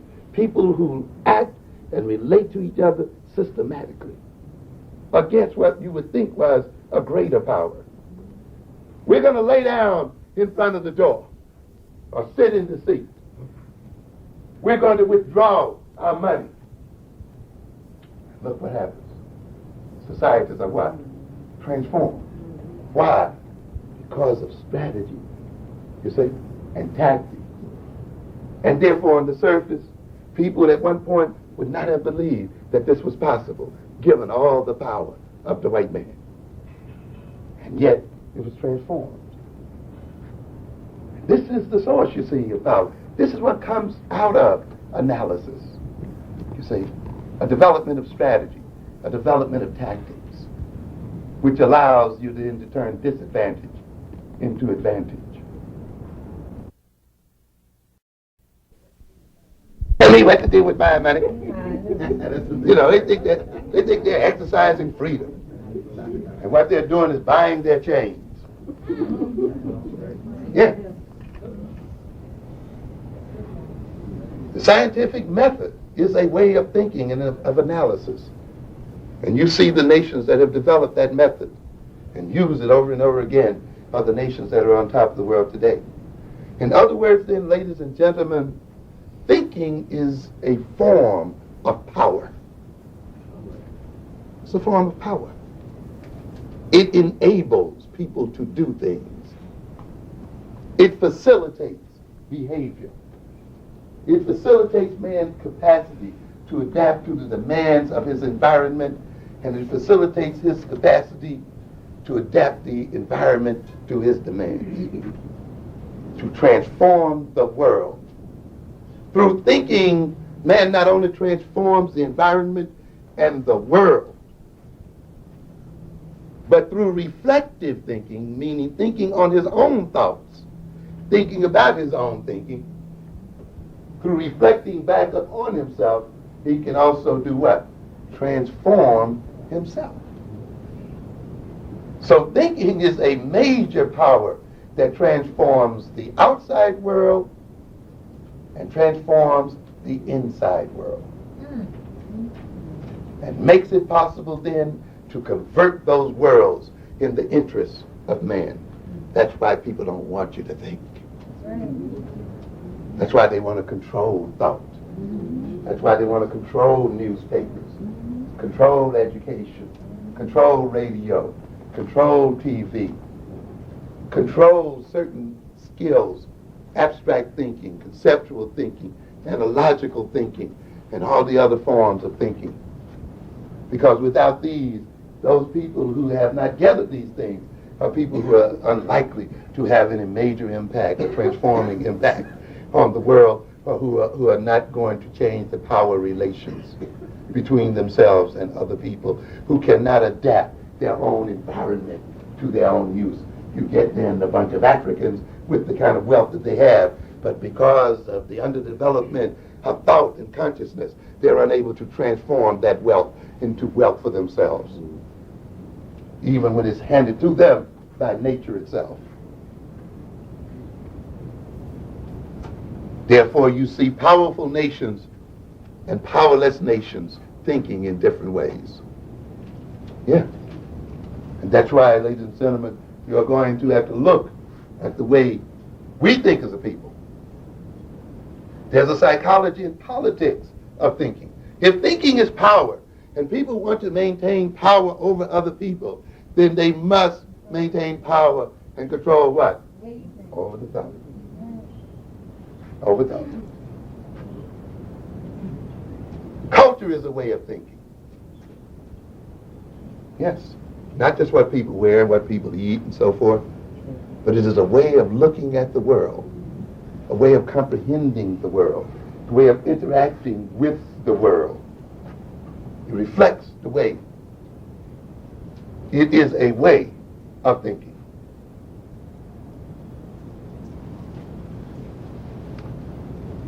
That's why I said earlier, you see, we have to look at what we are calling African thought and styles of thought, and look at it in terms of our political situations in the world and our cultural situations in the world. We want to celebrate black culture, don't we? That's right. However, you've got to think for a minute and see to what degree that black culture is reactionary. Good point. Is a culture that's based on our having to adapt to certain negative circumstances. And it helped us to deal with them, but they're not necessarily the ways we would have chosen to think or behave had we had a freedom of choice. And therefore we just can't take it because we've been practicing it. We've got to look at it and say, in what way is it really been created by a more powerful people? And in what way then are we, what we call in black culture, really a Frankenstein creation of another people? That's right. If culture is a way of thinking, and we are in a position of powerlessness, then there's something, we got a problem. And that's why we have to do a reanalysis of black culture in America. as well as African culture in general. You just can't sit here and just say simply because it's African, you're going to believe it. That's right. You got to put it up. You got to put it up to examination. That's right. Cultures evolved. African cultures evolved, and they were transformed depending on the political, social, and other changes going on in Africa. They are not fixed. You understand? You got to look then at what confronts us as a people, and ask yourself, in what ways do we need to transform our culture in order to solve the problems that confront us? And everything we do is African because it works for us. It doesn't matter where we get it from. Okay. Once we use it in our interest, it becomes Africanized and African-centered. Understand? It is not the method that's African or non-African. It is its use and purpose for which it is put that makes it African or non-African. Teach on that. Hello. The Creator didn't allot particular methods to particular people. Whatever the Creator has here is available for all men and women to use. What did they tell you in that Bible? That the Sabbath was not, what did it say? Man was not created for what? But the Sabbath for what? For man. You're not here just to serve religion. Your religions are here to serve you. That's right. You got Negroes who do nothing but serve all day. More they pray, the deeper they get into trouble. Yeah. Yeah. But your religion is also here to serve you. Okay? Just not to be served. That's what your Christ told you. The man is not made just for what? The Sabbath. But Sabbath is made for what? Man. That's right. The Sabbath is created to serve man. So when he was going through that cornfield that Sabbath day, and he was hungry, he reached out and got a near going and ate it. So, you're eating on the Sabbath day. You know? Well, the Sabbath day didn't mean I had to go and starve to death, did it? So you get some of these jokers, they overinterpret the whole thing. Man does not live by bread alone. But it didn't say man can live without it. You know, some Negroes, they think that's what it says. They say he doesn't live by bread alone. Eat it with some potatoes. You know? It says man operates both on a spiritual and what? Material plane. Okay?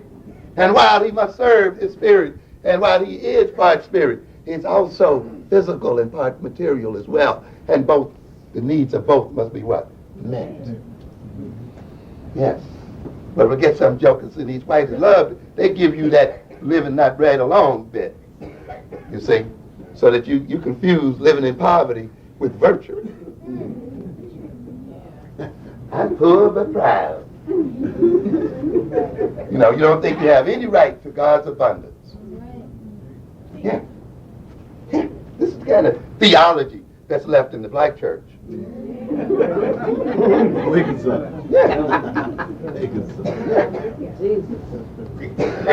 I've told you again and again that the major problem that's occurring in this black community is the result of good, church-going, law-abiding Negroes. What'd you say? All right?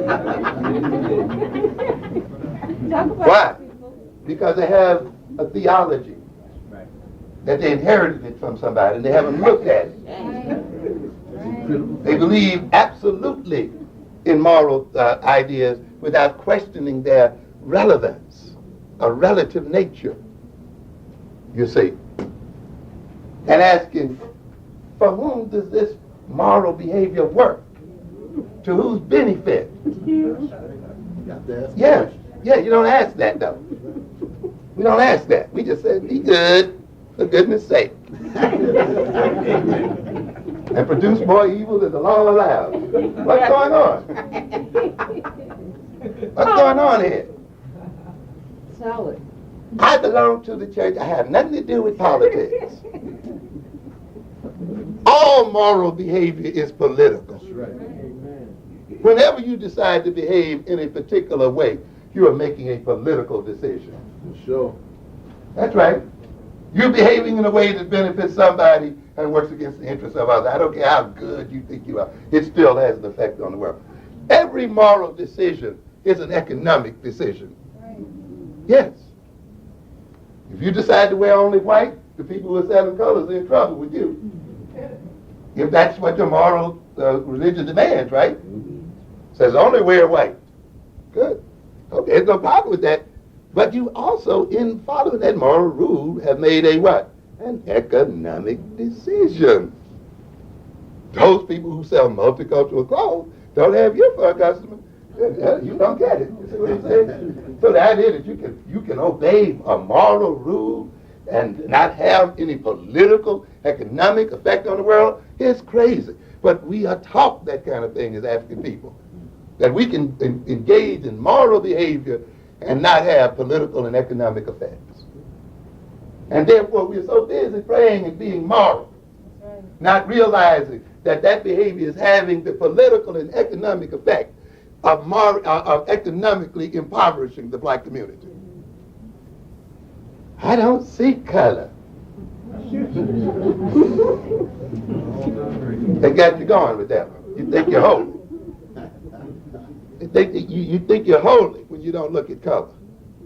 Even though God gave you an eyeball that is based on what? Color. And color discrimination. Yeah. You're not like an animal only seeing black and white. You see color. There must have been some reason then that we see color, huh? You complain about these kids. Realize this, that these children are living in a world not of their making. They didn't make this world. We made it. We made it with the decisions we took in the 60s and in the 50s and in the 30s and the 70s. We adults, with the decisions that we made, created the kind of world that they exist in today. But we'd rather talk about them and low-rate them and impugn their character without undergoing a re-examination of ourselves as adults and examining every aspect of our culture, including our religious institutions and every other institution, and saying in what way are these institutions operating such that they created the kind of world that our youngsters are living in. Other people got churches. Why aren't there people, they're praying to Jesus or they're praying to something. Why aren't there people living the way we are living? Apparently they're not making the same kind of prayers or relating to Jesus in the same sort of way. And even your Jesus told you it's the way you pray that gets you where you're going. Not just praying, right? That's right. Yeah. You know the devil knows the Bible. What can I tell you? You got to understand it. Look, if it's ours, if you're going to believe it, good, that's all right. But you got to look at it. You got to see what's going on. So, thinking is power. Thinking is power. But thinking is social in that the way people think can be socialized by what they believe, by the values they have, by the experiences they've been through. Thinking is related to your social position in the world. And what you will find then, you will see people over time adjusting their thought styles to the social role that they play in society. Therefore, if they are people whose social role is one of engaging in concrete behavior, servant behavior, secondary behavior, they will tend to think concretely, non-abstractly, very practically, very functional, you see. Because this is their role, to be what? Functional, to deal with very practical things, to be just very hands-on, to what? Follow orders, not to create orders, not to plan the world, not to organize the world, not to control the world. They leave that to the other folk. They're merely waiting to be told what to do. So they develop a passive intelligence, you see, not an active one. and therefore then their role and their position in the society creates a thought style. That's why you got to be careful when you talk about black thought styles. You understand what I'm saying? You got to look and see to what degree those thought styles have been created as a result of our experience in America, as a result of the fact that we have not been permitted to undertake certain kinds of responsibilities in America and to be in responsible positions which requires different types of thinking. And we have come to identify then those thinkings which have been created, those thinking styles which have been created by oppression as representing what it means to be black. And then we want to call them African. We're in a situation where we have not yet decided to take full responsibility for our future, which means the ability to abstract ourselves from the present, to detach ourselves from immediate concerns, and to project our thoughts into another universe, disconnected from the immediate. You see? And manipulate symbols that are not directly related to some object we have in our hands or to something that's right in front of us. That may not be an object at all. That may just be really a manipulation of symbols alone and pure. And then, through projecting into that future world, coming back into the present and reorganizing the present as a way of realizing the future. You see? But when you leave that responsibility to another people, then you have no need to develop those abilities. And therefore, over time, you'll find that you're not abstract thinkers, not conceptual thinkers, not thinking according to plan, because you're not making any. You're living in hope. You're keeping hope alive. And so the mentality is a hopeful mentality.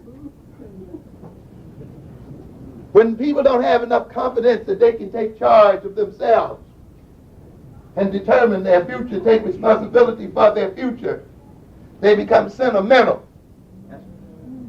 They start looking for messiahs. My prince will come. You know, we're going to be rescued by some outside force. Because, and we get into that. So again, we have no need to develop ourselves for our mentality, for our mind, or develop ourselves socially to achieve goals. We are just waiting on the Lord. You know?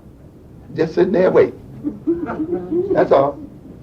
Even though the Lord said, you don't have to wait, I gave you a brain. Use it. Yeah.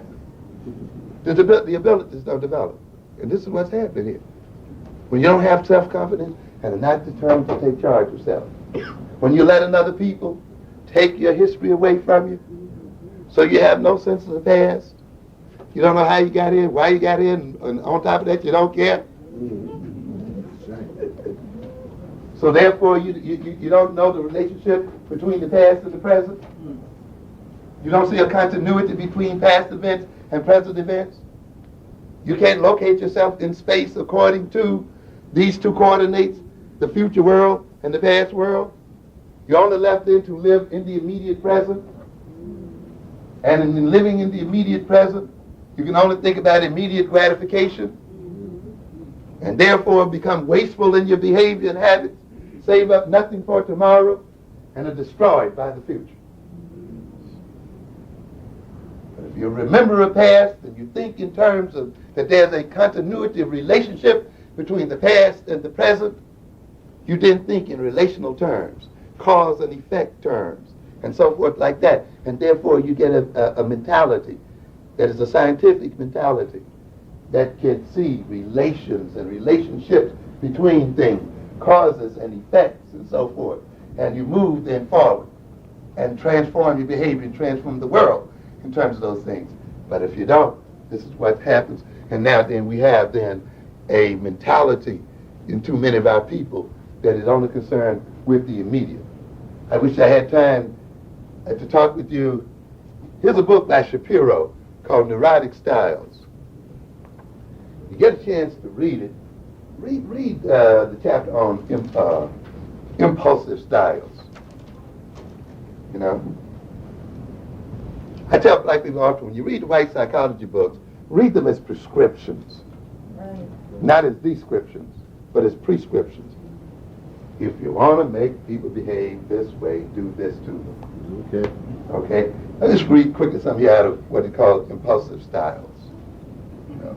And he's looking at the interesting thing about this book, which is called Neurotic Styles by Shapiro, David Shapiro. This book describes the way people with various neurotic conditions think. Okay? These impulsive people he's talking about, people who seem to be unable to control themselves, you know, and people who exhibit no deliberate thought and planning and no judgment in terms of their behavior. One of the things he says over here, if impulsive people are relatively lacking in aims, what we talked about earlier, interests, goals, and values that extend beyond the immediate concerns of their own lives, they are indeed lacking in essential equipment for the successful modulation and development of impulse or whim, and for resistance to impulse or whim as well. As we said earlier, they have no reason to control their impulses. They have no long-term goals. They have no interests, no values, and so forth. So why should they control themselves? Aims and interests as such, as these, are by their nature relatively stable and continuous. They are they are basic to the stability and continuity of living exactly because they are long-range and extend beyond transient and immediate needs and influences. And so what is this white boy saying? If you want to make people impulsive, right, out of control of themselves, rob them of any aims and purposes and long-term interests. Tell them they don't have to worry about that. We're going to do this for you. You just come to work on Monday. Yeah. Okay? Prescription. This is a prescription. But often like to go in, when we read these books, we read them in terms of descriptions. You see? But if you read it backwards, you can see it's a prescription for getting people to behave in particular sort of ways. But you can follow through because there are many of them in here that are laid right out. Particularly, again, when he talks about the hysterical person, the one that is very suggestible, you see. And again, these people are known to have poor concentration, poor memories in ways, little organized thought. And why is that? Goes on to say, the third point I would like to mention here concerning the hysterical mode of cognition, to put it simply, hysterical people are often remarkably deficient in knowledge. That is to say, they are deficient in factual knowledge as distinct, for instance, from what one might call knowledge of how to do. They know you. Understand? And how are they describing these? They're describing these in terms of what? Neurotic styles. Neurotic. So these are people here, the same, and they say these people are impressionistic. The same impressionistic character of this style of cognition that makes for satisfaction with the obvious or immediately apparent also makes for great susceptibility to that which is vivid, striking, or forcefully presented. Hysterical attention, in other words, is easily captured. In other words, he said, these people, you throw before them a lot of big colors and a lot of, flashy things, you got them. And further on here, he goes on to talk about these people operating as if they have no long-term sense of history. Their behavior is not based on any abiding sense of history or a future. Neurotic. But it's right here.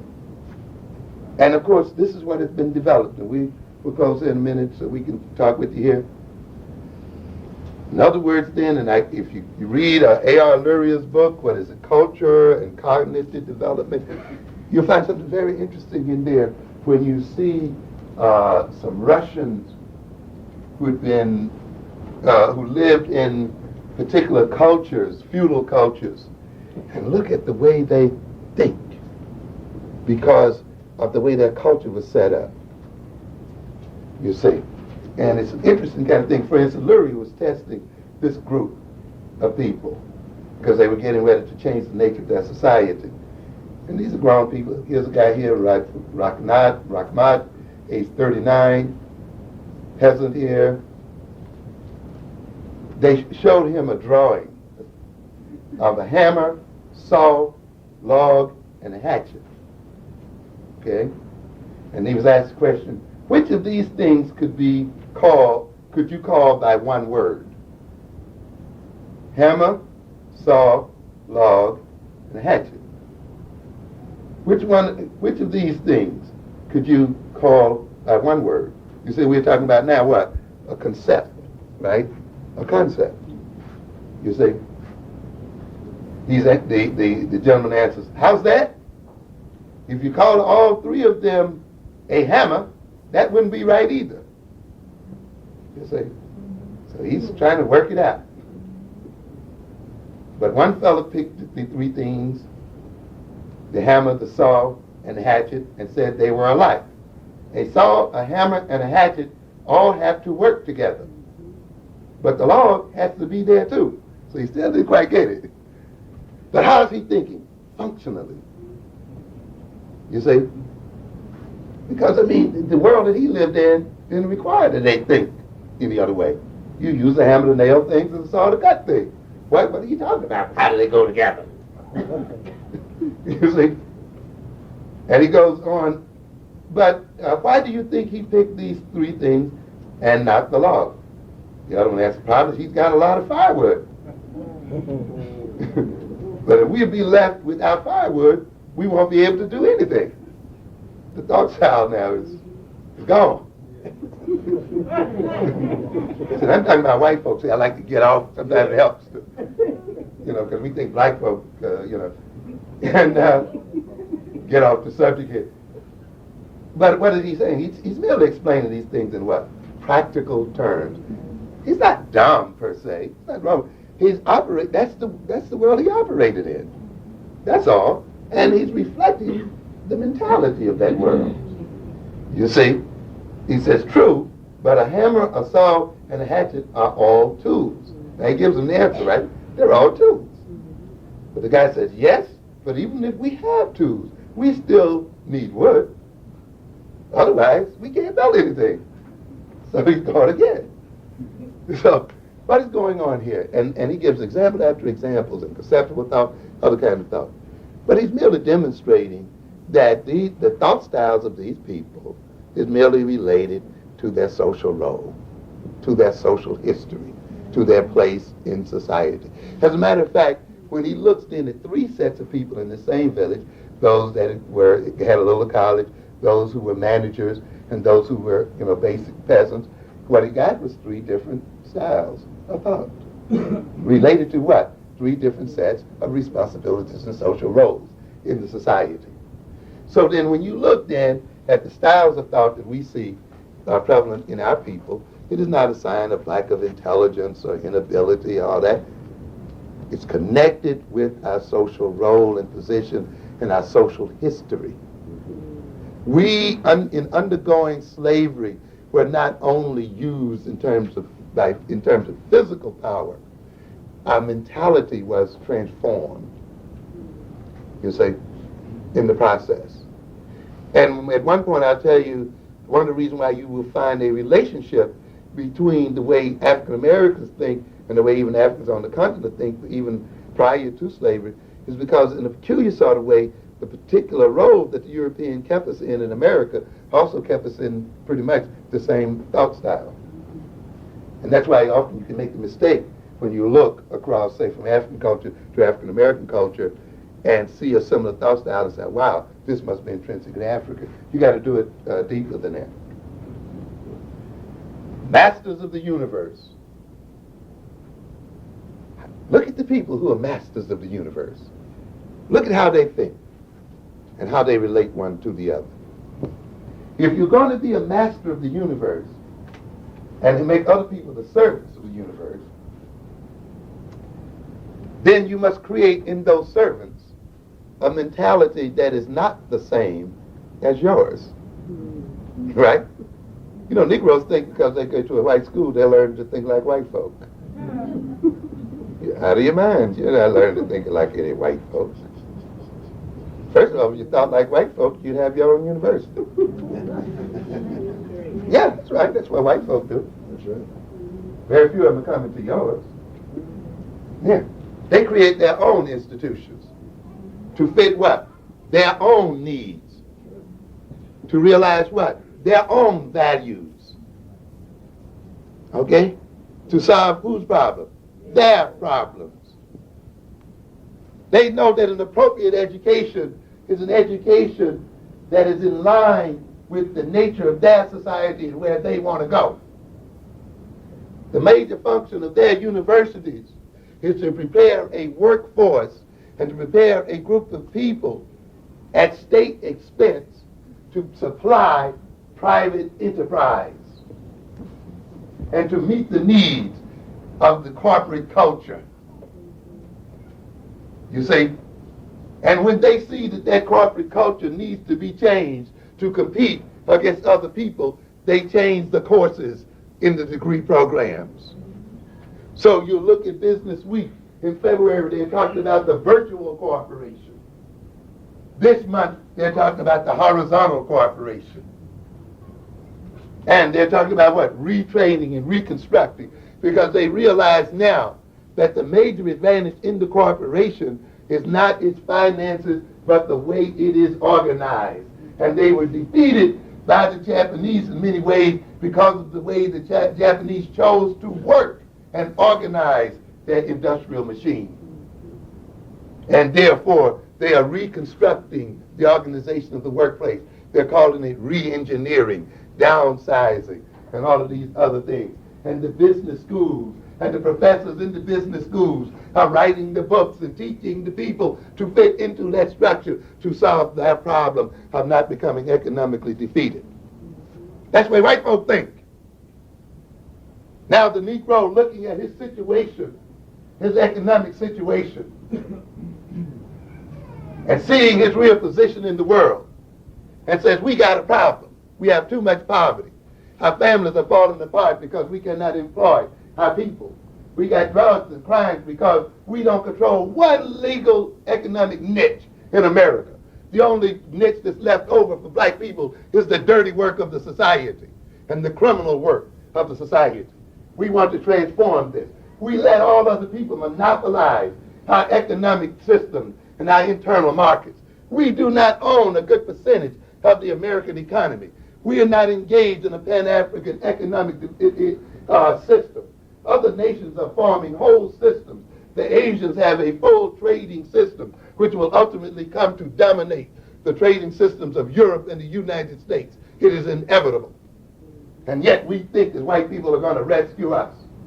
The whites are forming in Europe their own economic community. The United States is forming a relationship with China and Mexico. Not a single Caribbean country is included in the deal. Not a single African nation is included in any regional organization. Every one of the African nations are being cut out of regional organizations. What do you think an agreement is? It is a club. It is a means by which people who belong to that club give each other privileges that they do not give outsiders. And so the United States will trade with Japan and give it breaks that it will not give Jamaica, that it will not give Trinidad, that it will not give Cuba or any other nation outside of it. Do you understand what we're saying here? Yes. Break it down. The Asian nations giving each other privileges, run by Asians. They are called in the next century the Asian century. They don't even need United States money. They got so much money. They don't know what to do with it. Billions of dollars. Clinton went over there to lick their butts to try to get in on it. Run by whom? Multicultural businessmen? No, by the ethnic Chinese. That's right. No white man in on it. When you look at real history, you're not going to find any multicultural nation. You're going to find nations who are controlled by their ethnic group. When Europe is in power, you see it controlled by whom? European males, white males. When the Asians move into power as they are, you see it controlled by whom? Asian males. You understand what I'm trying to tell you? But the Negro is waiting for the great multicultural time in heaven. You understand? This is crazy. That's not the way the real world operates. People operate based on ethnicity, on commonality of culture. Okay? The Japanese operated in terms of their Japaneseness. The Chinese in Chineseness. The white in whiteness. And the Negro wants to be with everybody. And consequently, he's left out and it's nobody. Got a bunch of old Negroes there tonight. This is above race. The only reason why it's above race is that you can't afford to remind them of your race if you're going to get in. Because one thing about these groups, they're homogenous in terms of ethnicity. And they're generally also homogenous in terms of gender. That's the reason why they keep males of different ethnic groups out, and so far they've kept females out. I'm not approving this. This is the way it works, people. This is the way it goes. Okay? And so for a Negro male to get in there, he has to keep reminding them of what? I'm not different. Because he knows if they say, this is a Negro, they're going to let him get in. They'll make him vice president of special markets. That's right. When they let you in, then they're going to put you on the periphery. So you're in, but you're on the edge. Yeah. Negro markets, That's what it's about. Yeah. Because the central ethnic group of males is going to maintain and dominate that power center. Okay? The Chinese are doing it, everybody's doing it. But the Negro, why? But they give us that so that we can be sucked up and used, you see. Now what am I saying then? You look at the economic situation here. Africa is being completely shut out of the market. Reading here the other day about foreign direct investments going across the third world. Africa hardly receiving any. We sit here as African Americans, calling ourselves citizens. Africa is overloaded with debt. Africa will never get out of this place if it cannot pay those debts, if those debts are not knocked out. It's got more debt than it can ever pay. You see? And the United States sits in the world courts. Even the other Western Europeans are saying, look, why don't you forgive this debt so these nations can grow and develop? Reagan sat right there and said no, and it's still that situation right now. But they forgave the Mexican debt. They forgive the debt of Brazil. They forgive the debt of Argentina. They forgive Egyptian debt. They forgive everybody's debt but African debt. And yet, African people are the largest population in America, second to whites. Why? Because while we can march for South Africa and everything, and that's good, we won't also march and say, white boy, you are going to relieve these African nations of this debt so that they can use their wealth to develop and feed their people. But we're too busy getting Harvard MBAs that don't even talk about that. We're getting the white man's education because that's not the white man's problem. See, if you got a black MBA, that would be a part of what? Your problem. You do a doctoral thesis on it, a master's thesis on it. You see what I'm saying? You would look at it. But since that's not the white man's problem, you're not going to do a thesis on it. So the issue would be here, looking at our situation,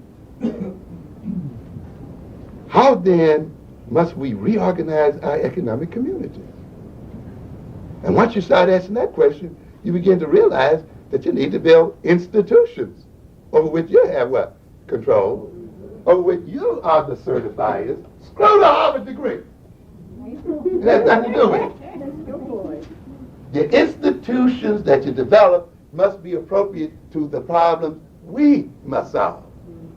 You understand? That's the way white folk do it. You see, it's not a mere accumulation of knowledge, a mere accumulation of skills.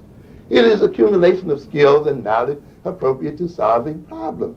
And it's an accumulation of knowledge that is relevant to those problems. We need a knowledge of what is going on in the African nation and in the African world. not merely in terms of history and tradition, but exactly what is the economic and political nature of Africa, what is the economic and political nature of African Americans, and let's see then what kind of knowledge and information and other things we need to develop to solve the kind of problems that both nations are facing as a people.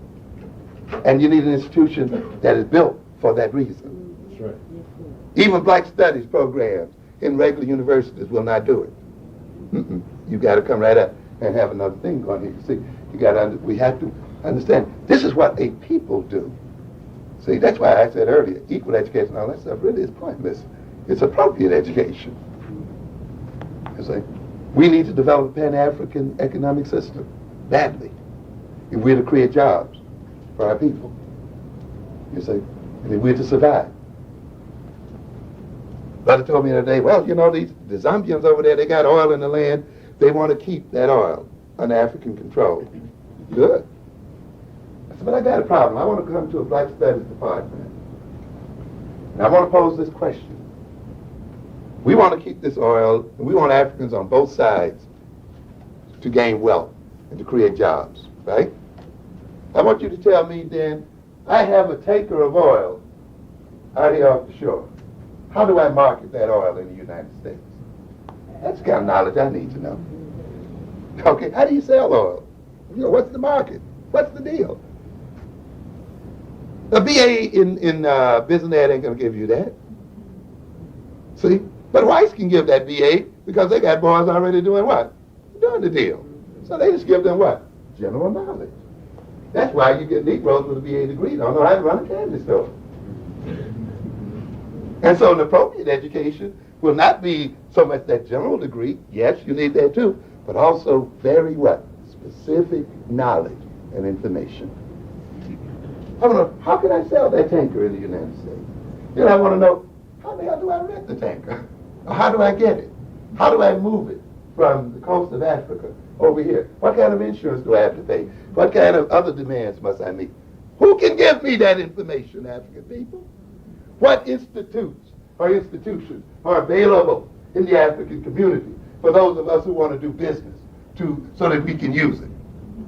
See, it takes more than studying ancient history, man, and heroes and stuff. That's a part of it, but you got to go deeper than that. See? You understand? Now, I got the ship over there in the Zambian coast or wherever. Now I got to ask what? How in the hell do I get it out of the ground? What is the engineering? What's the infrastructure? Are there highways there? What else has got to be done there? In other words, then I got to have three major sets of knowledge. Where is this being offered? The white boys don't have to offer it out there. They're already what? They're already doing it. So they just teach generalities. You see? And then when they discriminate against you and don't let you get those kind of jobs, you got an equal degree to them, but you don't have equal knowledge. You don't have equal abilities. It doesn't benefit. So Negro has been made to think that getting the same degree as white folk is equal education. You're crazy. That's not equal education. Education takes place on many different levels, not only in the university and the schools. The most important education takes place outside. It takes place by doing and being a part of something. So that these other ethnic groups, their kids can grow up in these grocery stores and candy stores and like a fish in water. They just learn to stock prices and do wholesale and retail and the whole thing because what? They're there. They're a part of it. You see? But when a people do not have these kinds of businesses available to them, they don't have a critical mass of those businesses. They don't get then what appears to be an economic orientation spontaneously. No people gets that spontaneously. They are taught. But often they're taught either informally or what? Formally. So the black college, the black university, since we don't have a lot of people growing up in these stores and doing these kind of things, we may have to teach very directly how to run a candy store. See, and some fool would say, you're lowering education. Well, screw you, it doesn't matter. I'm teaching what? What I need to what? No. To do what I have to do to solve my problem. You see, but we let other people whoop us. Well, it's not the same as ours. You don't have the same degree in teaching, and we get all upset. And we wonder what's going on. We got to change our intentions. And so what happens when you want to become a master of the universe? you want to be able to think in a certain way and have the people who serve you think in a different way. When you look then at the thinking styles of whites and compare them to the thinking styles of blacks, you will see that those thinking styles are basically mirror images of each other. That the black thought style essentially complements the white thought style, because if we thought just alike, we would be at war. That's right. We would be at war. But we'd be just alike. But it's because we're willing to serve and be on the job, and they're willing to own the job. And we made a contract with them around that situation. We're willing for them to own and control the world just as long as we get a good job in it. But if we thought like they, then we would want to do what? Own the world. Now that's going to cause a fight. All right? So to keep us from fighting, you said we love peace. We don't think about owning the world. We don't think about even owning our own world. You know, we don't think about owning our own building. You know, that's a form of thought. That form of thought complements the other form of thought that wants to own what? Everything. And so you want to make these people think it's almost a sin to own something. You want these people to think that being powerless is virtuous. Okay? Or that to pursue power consciously is sinful.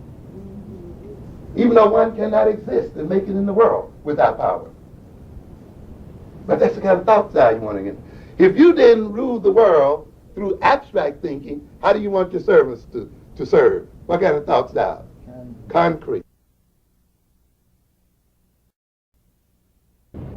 You want these people to think that being powerless is virtuous. Okay? Or that to pursue power consciously is sinful. Even though one cannot exist and make it in the world without power. But that's the kind of thought style you want to get. If you didn't rule the world through abstract thinking, how do you want your servants to serve? What kind of thought style? Concrete. If you rule the world in terms of conceptual thinking, you see, you want them to think functionally, just like this example I read. You say, this is the kind of style you want. These people lived in a feudal society where they served lords and... If one group loves knowledge and is curious, the other one must run away from knowledge and not be curious. And you can go right down the line. That's why they describe us in terms of what? Opposition. We're good, you're bad. We're cultured, you're uncultured. We're civilized, you're uncivilized. We're intelligent, you're unintelligent. All at one, right after the other. And this division of the world on their part, because they have power, means that they bring into being this kind of style in us. And once we accept this style, that we accept our subordination to them as natural, we then perpetuate the way the world is set up. So what do we say here then in the end? That if thinking is power, and if we are in the situation that we are in, as a result of the fact that another people have power over us, then if we are to change that power relationship, we must change the way we think. Change the way we analyze the world and ourselves. We must change the categories and the concepts that we use to try to understand the world and organize our behavior in the world. Our children are suffering in these schools.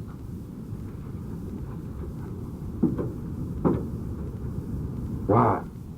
A lot of it is because we as people have not looked at ourselves and understood who we are and changed the nature of education suitable to ourselves.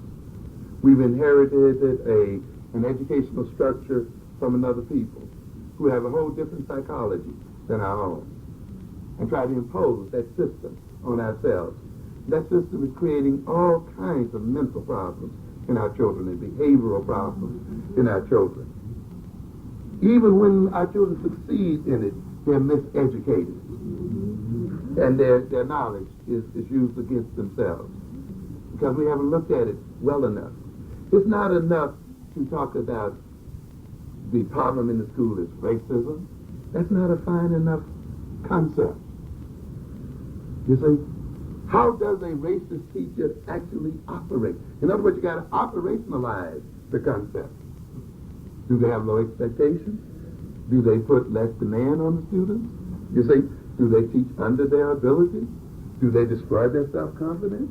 And when you operationalize it like that, then you can walk into a school district with an educational plan. You just don't say, we want better education for our children, and leave it at that. Let's get a new superintendent in here and still get disappointed. No. If you can operationalize it and break it down and say, this is why you analyze it. These children are being miseducated because the teacher relates to them like this, the class is organized this way, such a thing, then you can tell exactly how you want them to talk. We want them to talk this way, this talk, that talk. But when you leave the analysis at the level of racism, you're not going to change anything. The greatest racism in the world, racism doesn't only operate in white folks. The most pernicious racism operates within black folks. Yes. How do we operate in terms of racism? When we internalize white racist attitudes into ourselves and exhibit the same attitudes toward ourselves that white people exhibit toward us, we also are part of the racist actions. Understand what I'm saying? So then, simply because you may get a black superintendent or a black teacher into the classroom, if they have the same expectations and attitudes and so forth toward the children, you essentially are going to get the same outcome. See? So that's why racism is not enough in explaining the issue. You've got to look at it in another conceptual level so that you can then, in a concrete sort of way, prescribe exactly how you want these children to be taught. You've got to understand the nature of how they operate. We're no different except for the color of our skin. You're full of it. We are what we've been taught to be. We are what we've been conditioned to be. And people who have our skin color have been taught a different set of things and have undergone a different set of experiences.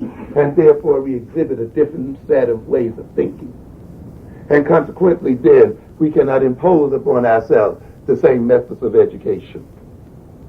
Understand what I'm saying? This is what we're talking about here. Black child comes into a classroom speaking black English. Nothing wrong with it at all. Nothing wrong with black English at all. Black people understand themselves perfectly when they speak it. The same way other people who speak their language understand each other. And the language is made first for people to use among themselves, not among others, but for themselves. Nothing wrong with it, except when we take it to the classroom and meet a whole different linguistic community, right? Whether black or white. Black teachers speaking the same English as white teachers speaking, and making the same demands, right? Now, in the name of equal education, you say that they must be in the classroom the same amount of time as the white child. That's equal, ain't it? They got to learn the same lesson, right? But look at this black child for a minute. First of all, the child that comes in there speaking a language that's not only a means of communication, but is a means by which he identifies with his community and his people. They judge him by his language. If he came back the same day speaking like a white boy, he'd be in trouble. He'd be rejected, probably seen as feminine, and all these other things. So one of the reasons why he's not going to learn it, he's not going to see it back in the home base, because there are whole other social issues connected to it. Language is not only a means of communication, it is a means of social identification. It is a means by which people are accepted into groups and are seen as a part of a group. So you just can't say, speak it this way, and then return to your neighborhood and not have some problems. The kids are more intelligent than the teachers. So then you're going to get resistance because the child is unable to learn the language? Nah. Because he doesn't want to learn it in the way you want it, or to what? use it because there are other issues in that child's life that they got to deal with. The other thing is, here's a child coming in speaking black English, moves into a standard English class.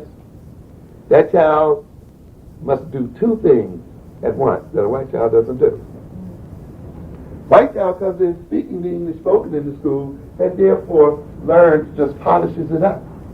This black child not only has to learn a new language, but has to do what? Unlearn an old one, suppress an old one, and do all of this while they're still going back home and living in the language community. Okay? So they are undergoing two different learning processes, and one is in a more difficult learning process than the other one. But in the name of equal education, you give them exactly the same amount of time, exactly the same kind of class, you treat them exactly the same way, and then when one comes up not scoring as well on the reading or the writing exam, now you're ready to call them language deficient. Okay? And then on top of that, when you have to give them extra time to learn the language, you want to call that remedial reading. And stigmatize them further, you see, and destroy their confidence and destroy their self-image. Why? Because you have not performed the correct and appropriate self-analysis on your own history, on your own mind, and gain self-knowledge through using analytical thinking so that you can understand. And therefore, if you understood it, then you could change the nature and the time unit of the classroom. And so let us make the time appropriate to the kind of learning that the child is undergoing here. It's not remedial learning. It's not extra time. It is what? Appropriate time. So if they stay in there an hour simply because some white child is sitting in the class 45 minutes, that's not your problem. It has nothing to do with inferiority. It has nothing to do with lowering the standards or any doggone thing. It has to do with doing an appropriate job, knowing based on what? Appropriate knowledge and analysis. That's the reason why when you engage in analytical thinking, you must begin first by gathering relevant information, and a lot of it. You got to do that. A lot of us take off without gathering any information or much information. You must brainstorm and gather as much as possible. Stand from a different perspective sometimes and appropriately analyze this problem before you start making plans. The other thing you have to do is ask meaningful questions. You see, it's very important to see what kind of question you're asking yourself before you get caught up in making a plan. You must ask a kind of question that when you get the answer, you can use the answer. And you can apply the answer in a way that works. Now, what do I mean by this? You can say, well, we're in this condition we're in because white folks hate us. All right. You can work it that way. That's your analysis, right? Now, given that answer, what will be your solution? Good question. You got to get white people to do what? Love you. You got to spend a whole lot of time trying to get them to what? Love you. Well, what if they never loved you? Never going to get out of it. You understand what I'm saying? And there are a lot of Negroes trying to get white people to love us. They spend all their time trying to convert white people to their own religion and their own laws. They've spent so much time, the last 30 or 40 years, trying to get white folk to act according to their own constitution, follow their own religion. They've thrown away 2 generations of children. They've left the inner city completely unattended. They've left the people completely undeveloped. They've been so busy trying to put white children in schools, black children in schools with white children, and busing them out, they haven't realized that the vast majority of black children are still in all black schools, virtually speaking. And in the meanwhile, they've developed no African-centered theory of education, no African-centered theory of teaching, no theory of economic development for the black community, because we are all going to work for the 4,500 and live in the suburbs. So why bother about dealing with the ghetto economy? As a matter of fact, dealing with the ghetto and the inner city economy means that we're engaged in self-segregation. Isn't that what we were told? And then we woke up one day and found that the white and all had moved out of town. Took their factories with them. Took their jobs, and now they're moving them even out of the doggone country. And now we're wondering why we are in the trouble we're in. Why? Because someone made the incorrect what? Analysis. And used the wrong conceptual tool. You see, read an incorrect history, developed incorrect and inadequate knowledge, ran away from reality. And now reality is hitting us in the face every time we walk outside of our home and we can't walk the streets and we can't feel safe. Why? Because we analyze our problems in the wrong sort of way. There are other ways of analyzing the situation that we're in other than white folks don't love us. White folks have stereotypical views of us. White folks don't have knowledge of our culture. Once they learn that we were Egyptians and they love Egyptians, they'll love us. You wait for that day. They don't realize the contributions we made to America. All right. Yeah. Okay. You think that knowing that is going to get you in? You got another thought coming. You think a white man is going to give you his wealth because you contributed to America? He just said, thank you. Keep it. Yeah. Won't even say that, right? Let it go. We got a lot of Negroes who think when they finally teach white folk the truth of African history, they're going to change. They think white folk are in the position they do because they are ignorant of us and ignorant of our history. And so when we give them their multicultural knowledge, they're going to give us their power and benefits. Come on. Get a hold of yourself. This issue isn't about truth. This issue isn't about the absence of truth. For white folk, it's about absence of truth for whom? Us. Yeah. It's about what? Power. Power. A white man could think any stereotype he wants to. Believe any lie or believe the truth if he wants to. If he doesn't have the power to act on it, you don't have to what? Worry about it. Yeah. You see? But if you misinterpret this thing, why does the white man do what he does to us? Why? Because he what? Can. Okay? What do we say analysis means? Get into what? First principles. Because he what? Can. You know when you were a kid, why you hit me? Because I wanted to. Because I can. That's it. Okay? And in the end, that's it. Not because he hates, not because he stereotypes us, not because he doesn't understand we were Egyptians, not because he doesn't understand the contribution he made, because he what? Can. Because he has what? The power to do so. And so the basic deal is then, if you want to end what he does, you have to end his power to do it.